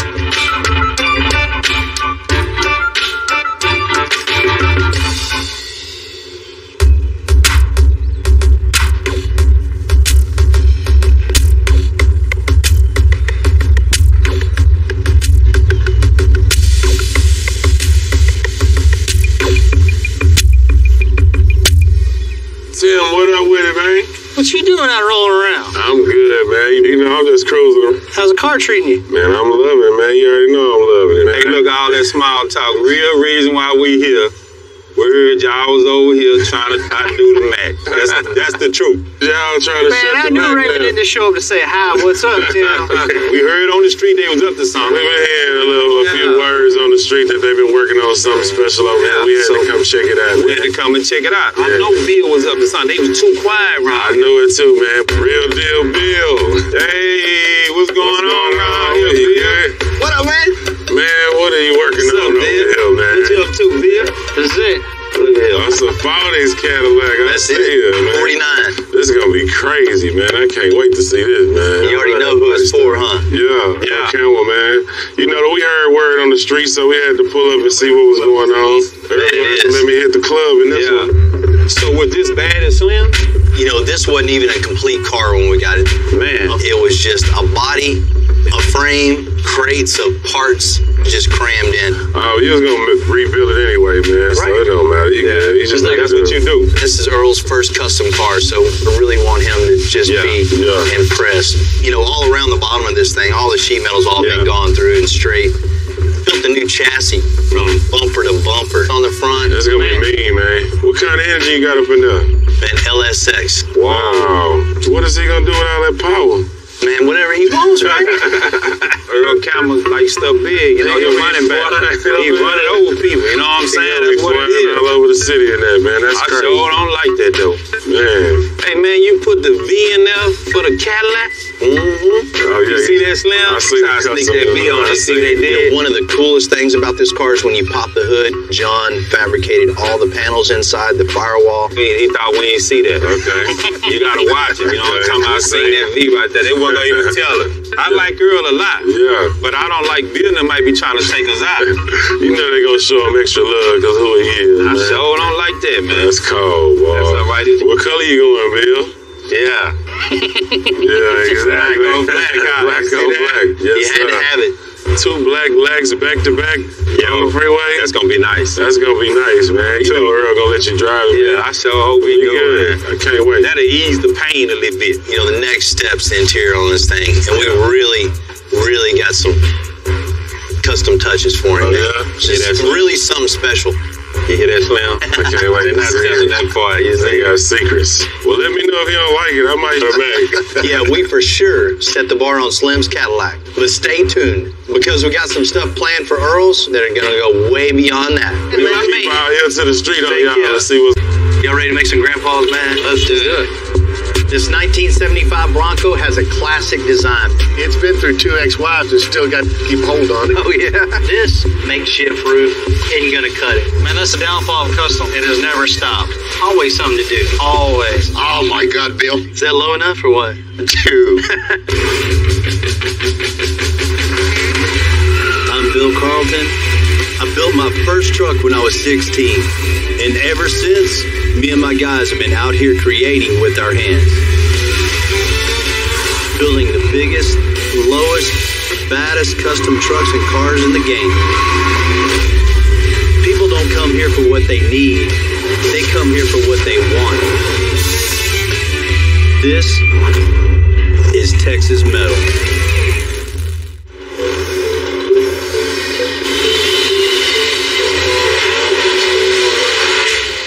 Busier and busier.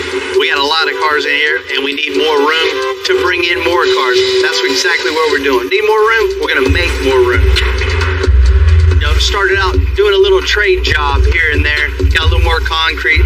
Built an awning. Ended up enclosing it, and now we're about 22,000 square feet. That's not enough. So we're putting down some new concrete in front of the interior shop. Eventually, we'll cover this thing up and fill it full of lifts. Thank God I got customers like Marcos, got a huge concrete company. We're doing a little work for him, doing a little work for us, do a little trade, a little barter deal. Here we are expanding. It's one of those win-win deals. We get to expand and we get to work on Marcos's next project. That thing's bad. From the first project Marcos brought in, years and years ago until the latest. Golly. I don't even know what to say, brother. This guy is not only a good customer, but he became a really good friend of mine. And, what better to work on, the latest and greatest project for a good friend of yours.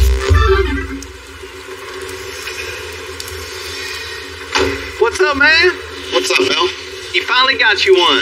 I told you I was gonna get one. You know, Marco's been talking about the old Ford for quite some time. You know, it looks like you finally found the perfect one for him. This 1968 was the 4th generation of this F100. Older ones had a more rounded hood, but as you can see, Strux is as good a shape as this. It looks all right, but not good enough for me. It's perfect, but it's not perfect for you. Exactly. Everyone that can have a classic truck, but not a classic custom, because a lot of people, they don't like to, you know, cut into a nice classic looking truck like that. It's gonna be an easy project for you. Oh, here we go. Let me guess, under the hood, there's not enough power. Nope. Not low enough. Nope. Don't have the right wheels and tires. Nope. How'd I know this already? You already know him. It's just too classic. Because we built Marcos a project about, you know, once a year, I already know what this thing's going to look like before he even talks about it. I think 24 by 8's on the front, 24 by 15's on the back. Get this thing really low down to the ground. Really low on the ground. See what you got on the hood of this thing. Marcos, you got you a V8 underneath here already. The V8? Well, you know, back in 1968 when this thing was new, it was probably plenty of power. Back then? But now, no. This ain't gonna cut it, especially for you. Yeah. Man, I think the best thing to do is just rip all this out. Instead of trying to upgrade this to give you more power, let's just rip this thing out, put a late model Coyote in this thing, right, and then we'll put a supercharger on top of that also. I like that. I like so that. You got, you know, not only enough power. Well, I like that. Well, let's see what you got in the interior. All right. What do you think? It's a good looking truck, man. It's solid. It's clean, but I still want you to make them different. Just wake it up a little bit. Still keep that classic look and just add a couple little custom touches. Right. You know, new gauges in this thing. Right. Man, I love the two colors. I love the green and the brown. They look really good together. Get rid of the white on the door panel. Make a custom door panel. Right. Brown leather to really make it have that custom look. And don't forget about my AC. Oh, no. I need AC on this thing. I know you got to ride cool in this thing for sure. So what do you think on the bed? You know, to get the stance right on this thing with such a big wheel and tire combo, it's going to be low to the ground. So in order to do that, we're going to have to remake the fender wells in the back of this come up a lot higher. And of course, with those wide tires, a lot wider. The differential is going to come up a lot higher. So we'll have to raise this bed floor up so you don't see a big hole in there. Right. Still have that classiness with the custom look. I told you I was going to make it easy on you on the next one. Yeah, it's way easier, right? You know, no matter what it is, it isn't fast enough. It isn't big enough, low enough. He has to have just such his cars. This one's no different. So I'll come by and pick them up next week? Yeah, right. Come on. We'll see you soon, though. Marcos is back again. Longtime customer, has become a really good friend of mine. And, you know, the old saying, good ain't good enough, that's definitely the case with Marcos, because this truck is a lot of people's dream just the way it is. This 68 Ford, it's already been to a restoration shop. I mean, somebody's already gone through this thing and put it back pretty much factory and original, which is great for us getting it in this shape. We only got to make it cool now. We don't have to go back and fix rust, you know, make panels line up. We're not concerned with that at all. We're just going to make this thing have the right stance, the right engine, and the right wheels and tires. Marcos is a car connoisseur. Good ain't good enough for him. He wants this thing immaculate, something cool, unique going down the road. We're going to take this 68 Ford and just make it a rolling piece of cool art driving down the road.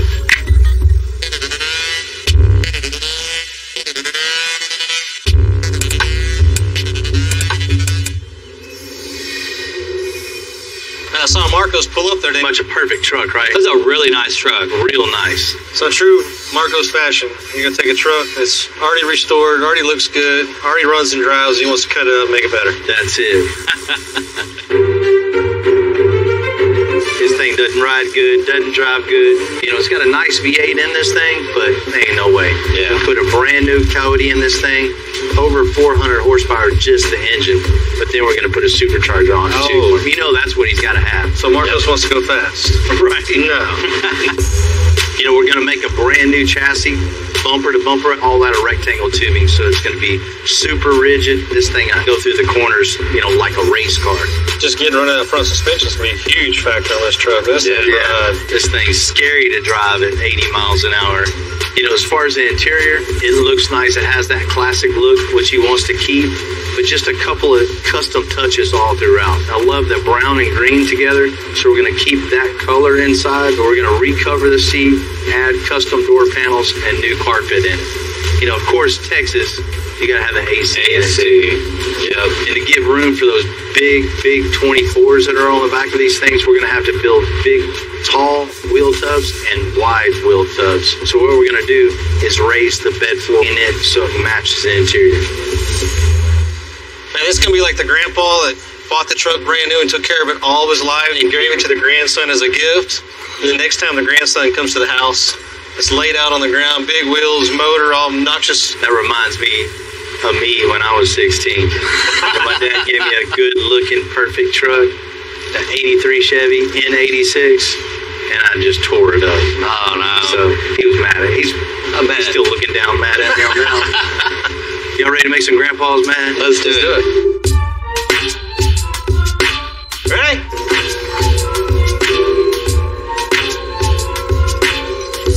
First things first, this is what I want to do is unbolt the cab front end and pick it up off the chassis and just roll it completely out. We're not going to use any of that at all. I just can't believe it's the last time it's going to be together. It being this nice. Man. Here we go. Let's take the bed off. Come on, Matt. Give us a hand. Ready? 1, 2, 3. Is that your bolt out? Oh, I see what it is. That's good, Tim.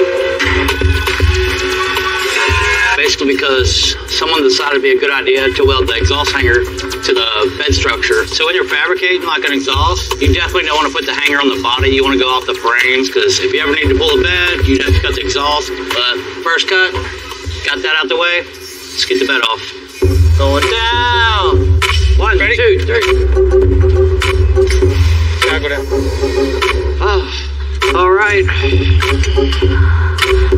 How clean this is, though, man. Can you appreciate that for a moment? It's not all greasy. It's not all dirty. It's nice.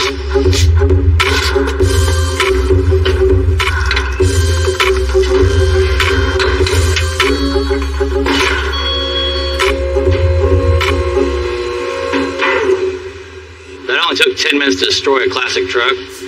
Your grandpa would be mad. Grandpa would be mad. It is what it is. On to the new life.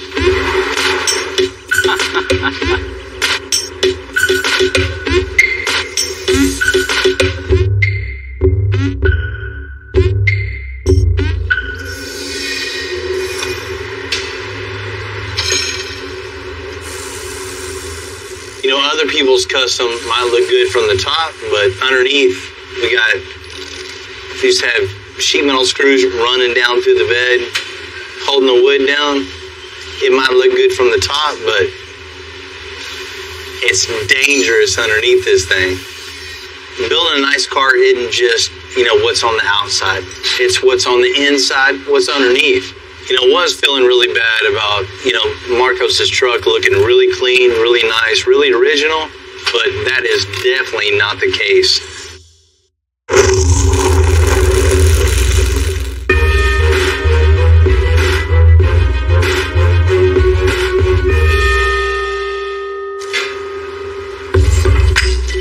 We're going to add a 5.0 Coyote to the 68 Ford Ranger. So we're going to build a custom chassis rigid enough to handle all that extra power.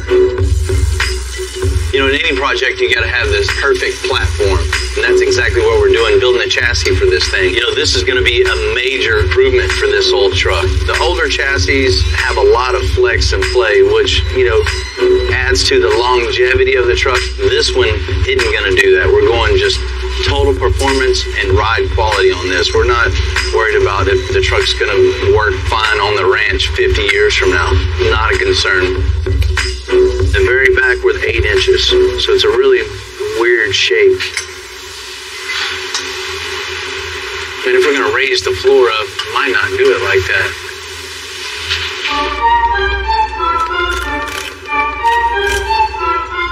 You know, normally when we build the frame back up over the axle and then back down to the bed floor. But in this case, we're going to raise the whole bed floor. So it kind of looks weird if we build the frame up and around and back down. We're going to have to build super tall bed mounts to come up and catch the bed. That's something we don't want. So a more custom look would just be the frame coming back, going up over the axle, and then straight back. It's just going to give us a lot more room underneath there, a lot more room for the fuel cell, suspension, all the air components, and give that bed a real custom look.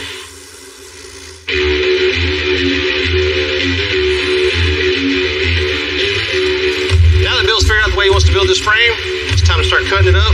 Basically what we're going to do is make this 2x4 frame continue up at a 45-degree angle into the 2x3 frame. Then the bed will sit right on top of this. The thing about this frame, it's going to have a big motor in this. We're going to lose a little bit of depth in the bed, but we'll have more room for the big fuel cell and a lot more rigid frame that'll support all the power we're going to put to those big wheels. Now we're going to come on the bottom side. We're going to use these tubes to brace the bottom. Hanging out that far, you kind of like a cantilever, and it'll kind of be trying to do this stuff when you put pressure. So what we're going to do, we're going to put some tubing here and go up into the frame. It's going to transfer all the weight into this tube here. You're not going to bend that frame. So the key here is form and function. We want to make sure everything works and it looks good. All these braces do something.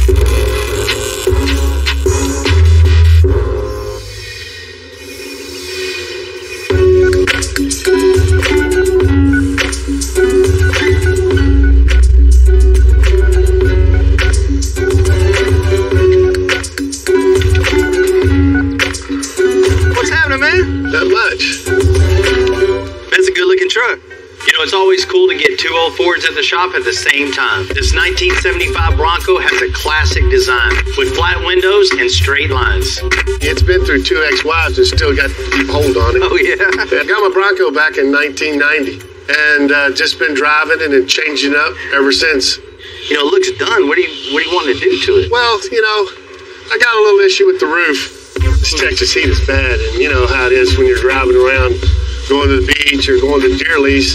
So you're just riding around and the sun just beating down on you. Man, you got such a good looking truck, then you get up to the top and you see that vinyl, you know, afterthought. We can definitely improve on that. Is there anything else you want to do this? I got something else in the back I'd like to show you. This gap back here. Oh, okay. This doesn't look right to me. You know what, some of it probably look really good, even shortening the frame on this thing and scooting the bumper a lot closer too, and then the whole thing fit a little tighter. That sounds great. So what are you thinking inside here? I need a console, so something more secure. So you want a safe down in the console? Yeah, if that's possible. Oh yeah, that's it? No, there's one more thing. Yeah? I'd like to put a little hood scoop right here on this vent. And there's a 5.0 in this thing? Exactly. Yeah, you definitely need a little more air to that thing, right? Yeah, I think it's starving right now. That's cool, yeah. Definitely handle that. You know, this Bronco looks really good. You can tell there's been quite a few things have been done to it over the years, but, you know, just like any project, any custom car, there's always something else. Great looking truck. That's what I like to hear. Let's go make it happen.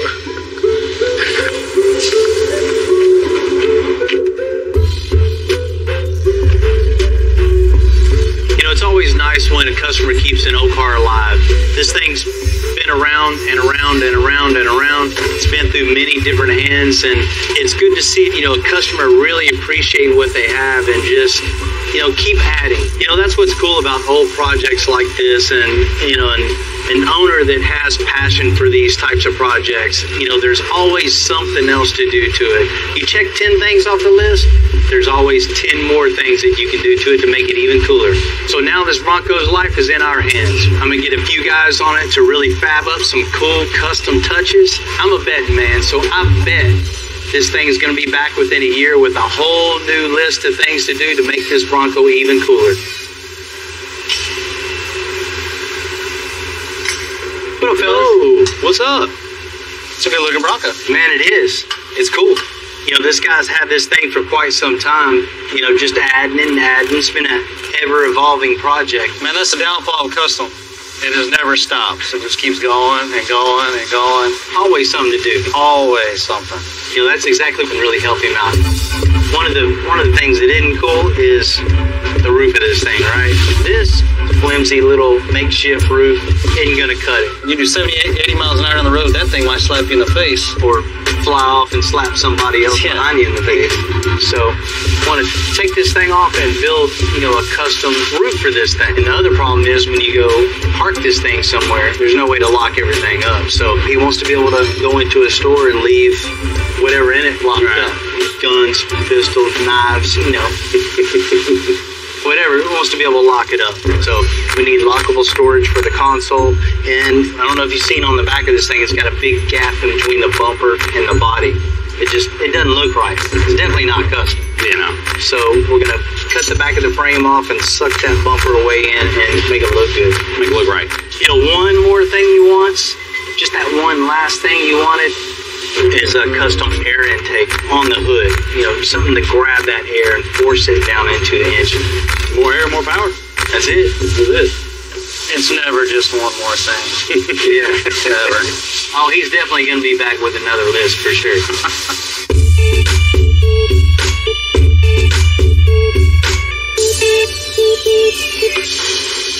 You know, after years in the Texas sun, we're going to get rid of that old vinyl roof. We're going to replace that with a whole new custom aluminum one. What we've done so far is we've established the straight lines of where we're going to start breaking everything. We'll take these measurements, transform to the aluminum, mark out where everything needs to be, where the brakes need to be, and then we're going to start cutting. Now we got our whole panel cut out. So what I'm going to do is just notch out the corners, what we don't need. We're going to take this over to the brake, bend those down 90 degrees, and then we can start forming our edges. So now we have this up here where it kind of needs to be. We're going to make a front piece and a back piece.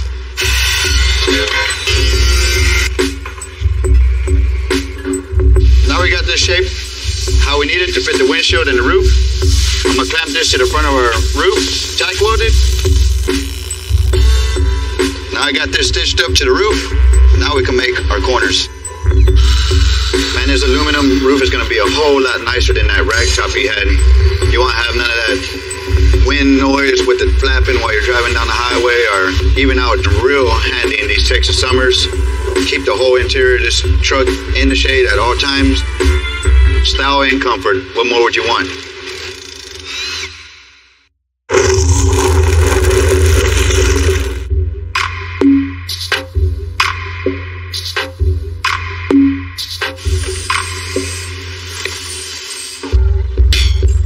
Put a late model 5.0 in this 75 Bronco. Tim and John are going to make a custom air scoop to force that air right into the engine and look cool. A little something like that, probably.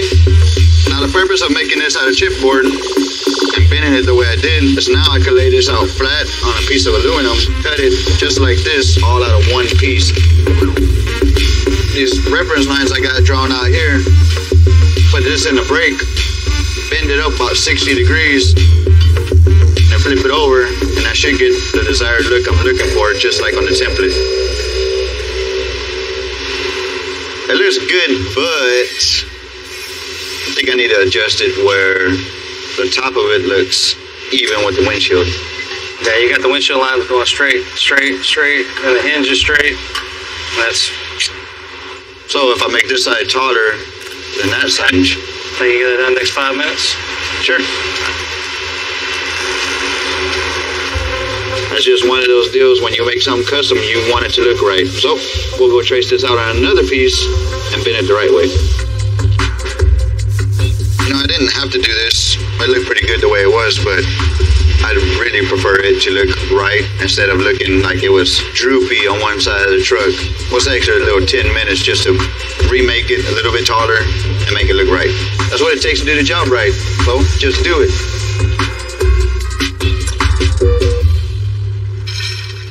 How's that look, buddy? That should do it. Now you can see with a little extra time, now it all looks straight, matches the windshield real good. Now it's just time to weld the backside.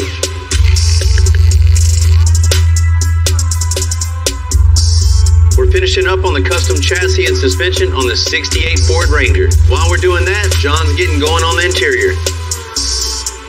You know, the first thing that I saw when I walked up to this truck and I opened up the door and I looked inside was the instrument cluster. You know, that was something that stood out to me. Something about it, you know, the way they were set back and had the bar going across the middle of it. I'm gonna take that idea and just kind of incorporate those lines and style cues into this door panel. Take every bit of concentration and detail that we put into the big jobs. It's nice to sit back every now and then, take a deep breath and relax and make something like this. When we have our center bar, we'll have this separate from the door panel, so when this is all wrapped, we'll have all these lines still there instead of just one big blob. We'll make this trim ring removable and wrap it separately. That way it continues the lines that we're trying to keep in the door. So now we just take a little bit of body filler here.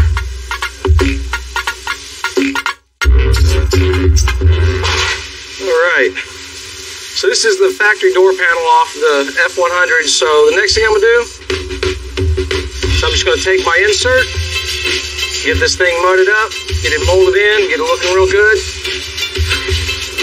Well, you know, we kept it nice and simple, so everything will have one nice cohesive flow. Now that I'm done with this, we'll have to wrap up the kick panels. I gotta start using words like cohesive. Man, I like that word. Cohesiveness? Man, I like that. You know, when you get bored and you want to read something, the dictionary is where it's at. The back half of the chassis is mocked up with the correct wheelbase. So I got the cross member in, got the height of the cross member correct where we need it at. Now we can start building the rest of the frame. This engine is so wide, I have to make sure I get the frame rails on the cross member wide enough for that engine to fit in there. I'll take the measurements off the frame, put them on the table, calculate what I need on this, and I'll take what I built on the table and put it on the frame. The cross member side is 3 inches tall, the frame side is 4 inches tall. So what I'm gonna do is slice this down on one end and make it taper. And that's gonna give us a 4-inch by 3-inch tapered tubing.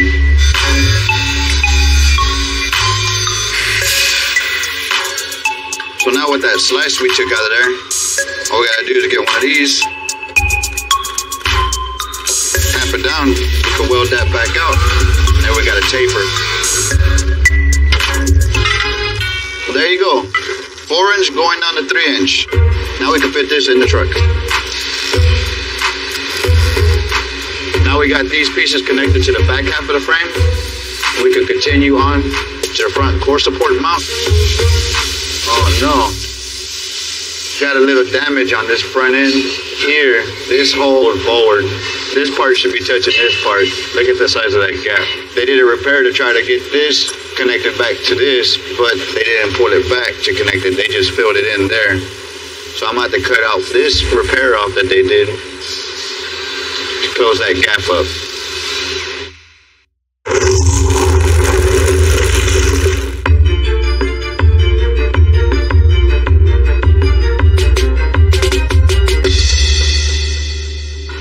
Let's see if we can get this cut out. Wouldn't you know it, John found some damage on the front end of the 68 Ford Ranger. You know, whoever repaired this kind of had it figured out, but didn't put it back where it needed to be. We're about 3/4 of an inch off. This side's longer than that side. It has to be straight. So what I did is I hooked me a ratchet strap and I pulled it till we got this to touch. Now I pulled a measurement from the end of the frame to here, and we're right on the money. Now we can connect from here to there and tack it all in place. You ever work on a car, make sure you do it 100% because you never know what the next guy will find. There you have it. We got a complete frame, front to back. Now we're ready to put big end tires on the back for some traction.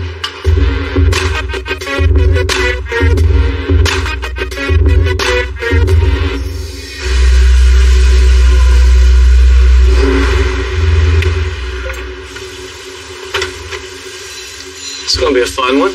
The owner, Dave, come with the list for a 75 Bronco, and we've been checking them off. We upgraded the stereo with modern marine-grade speakers to hold up in any weather. We cut the back of the frame and scooted the bumper a little more forward. This Bronco is really limited on space, so we got this cool little safe here. Keep your wallet, sunglasses, maybe gun. You know, we've modified a ton of things to this Bronco, and it was totally worth it. I mean, you're looking at it now from the way it was before, the thing looks good. But wait, one more thing, Bronco is finally done. Today's the day we're going to give it back. You know, I'm pretty sure he's going to customize this truck for the rest of his life, but once he sees this thing, I know he's going to be blown away. What up, man? Not much, man. How's it going, Bill? Man, real good. Good to see you today. Good day for you? Oh, man, it's a fantastic day. You know, you came into the shop, you had a couple ideas, and, you know, the list are. You ready to see all these check marks? I sure am, Bill. Let's check it out. Adrian, bring it on in. Wow. Looks cool, huh? It looks fantastic. Man, look at that top. When that car came over the hill, man, I seen that top. It's a one-of-a-kind. No Bronco's going to have a roof like mine. Look at the scoop. That was a check off the list. Right? Wow. Look at those speakers, man. I can't wait to get in there and drive. Giddy up, let's go. This is exciting. Man. Adrian, what's up, man? What's up? What's up? How's it going? You know, Adrian's new to the shop. He's been watching this thing being built, and, you know, he's a Bronco enthusiast. He just had to come down and drive this thing. It's not like a Ford Bronco, is it? Yeah, man, Broncos have always been my favorite. Can't wait to get in it and drive it myself. One of the first things you see when this thing's coming down the hill at you is that little air scoop, right? Grabs that air and forces it down into the engine. Not only does its job, it lets people know you got something a little more than factory under the hood, right? Exactly. Gives it that room. The next issue you have was that old half roof you had. It didn't look real cool. Didn't look cool at all, but that looks like over the top, man. And the way you mounted the light, it all matches. It all comes together perfect. Lets everybody know you got something cool and custom going on there. You know, from the roof all the way sticking way out back. You know, John and Tim cut the back of the frame off and just sucked that thing all the way in, so it looks like it's supposed to be there now. It's where it needs to be. You know, that's the outside, but check out the inside. Wow, man, you did hit it over the top. Then you see new speakers up top. You got your 4 speakers in the back. The old stereo in this definitely wasn't going to cut it. But now, old Dave can drive down 80, 90 miles an hour and not have to worry about that wind noise. You can definitely hear this. And you finally got a place to put your gloves, too. All right. Lockable glove box, gun safe, lockable console. You know, your wife can put anything in there. You can put anything in the console and not have to worry about it. Everything I'm seeing right now is just absolutely perfect. The roof, the lighting, the sound system. I can't wait to get on the road just to show it off. Man, it's fantastic. I can say she's truly completed now. But there's always another list. You were just about to say that? I don't believe you. But as of right now, it's good. I'm totally satisfied, Bill. You hit it right over the top.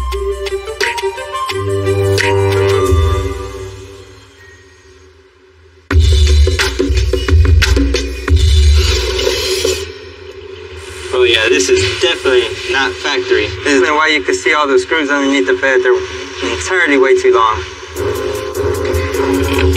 We're putting huge 24 by 15 inch wheels on the back of this 68 Ford Ranger. So Hugo's taking out the old bed floor. We're going to create an all new one with huge wheel tubs. All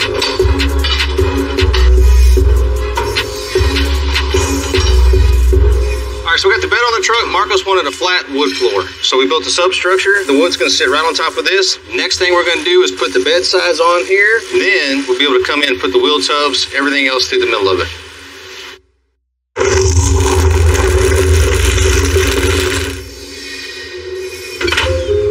Because it's a really big 24 by 15 inch wheel we're using on the 68 Ford Ranger, Tim and John are adding some custom wheel tubs and adding more support to the bed. Basically what we're doing right now is making sure the side's straight because it's sheet metal, and where the inside of this bed is factory, it could be like this. I mean, it's 1968. So right now we're taking a little extra precaution to make sure that when we weld it, it should stay straight. Once we get all these tacked in place, we can start fitting our tubs in. What I'm doing here is measuring from the center line inches that way, 15.5 inches that way. I line that up there, and that's our cut line.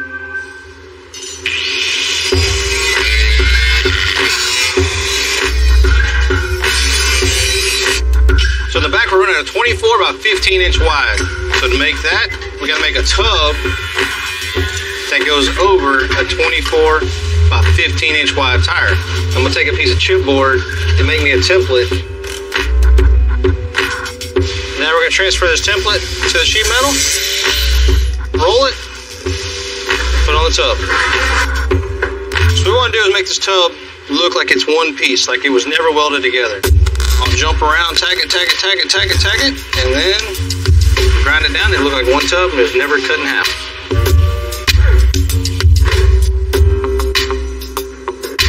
Now you can start to see how big this tire is going to be. Look at this is a tire. This is a tire. Then we start the long task of welding everything in, which is going to take a while. The guys did a good job making the wheel tubs on this 68 Ford Ranger. Lewis is going to add the color match wood right into the beds. So this wood is hardwood, it's ash. It's a really good stain grade wood to work with. And we're doing stain work, so sanding is going to play a very important part. We want to make sure that we keep a nice, even pressure and consistent speed. All right, so now we're going to get this stain mixed up. We're going to use basically primary colors to match this leather that we have picked out for the truck. I actually make my own stains. You know, I eyeball everything. Some people might do this on a scale, but my grandfather's taught me since I was a young kid. We just start with our primary colors and kind of adjust from there. So you can tell we're starting to get to that orangish color that we're looking for. I'm gonna darken it up, throw a little bit of brown in it, see how close we can get to that leather. All right, let's see where we're at. I think we're close. Okay, I think we're close enough now to where we can actually go ahead and start spraying it, and I can make my adjustments in the actual booth.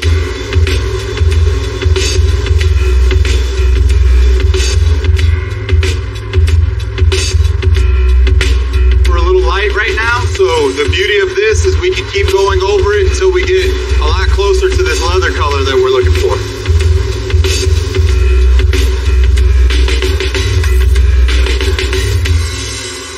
Badass on the truck. Hope Marcos likes it.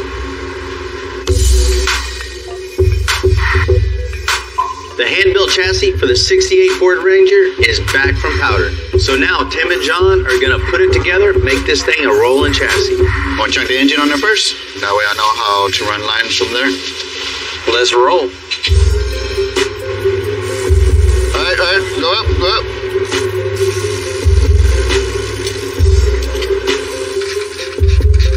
Yeah, a lot of people don't understand the amount of work when you build these new chassis, but the metal work's the easy part. Putting it flat on the ground like we're doing, you're limited to the amount of room, because steel to go in here, we have to put a bunch of brake lines, fuel lines, wiring harness, and a drive shaft. Everything's crucial. I mean, the exhaust is going to take up a huge part of this, so you can't get enough stuff close to the exhaust. It's going to get hot. You kind of got to pick your poison and pick out where you're going to put what first. And over time, we've just learned, you know, placement of this or placement of that has worked best for us. So it was just all about space.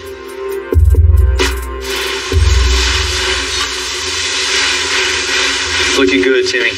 Definitely looks different when it came in, huh? Got you kicking ass on it for sure. Man, all the lines, everything looked real good. I mean, the hairline, the fuel line, it looks real good. Man, I love this wrinkle copper, especially with the... Man, if you're happy with it, I'm ready to put it down. Man, let's do this.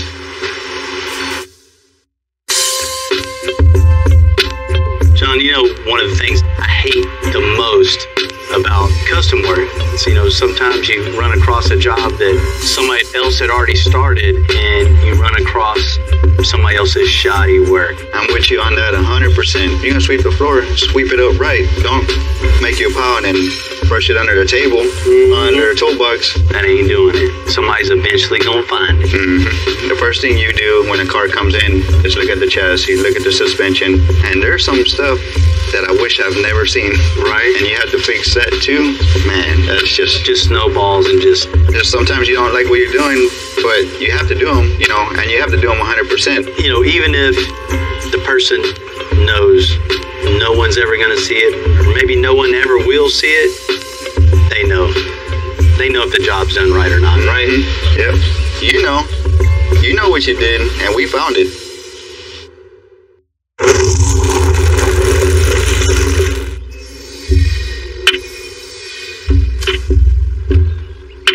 You know, it's not every day we take a 68 Ford Ranger that's almost in perfect condition and make it even better. He's been building a garage for his cars, so he invited me over to come check it out, so I got a little garage warming gift for him. Come on in. What you think, Bill? Dude, this is a hell of a garage, Marcos. Marcos invites me into car paradise. This is every car guy's dream right here. One of the first things you do, you go down Lamborghini aisle. You got the McLaren, you got the Ferrari aisle.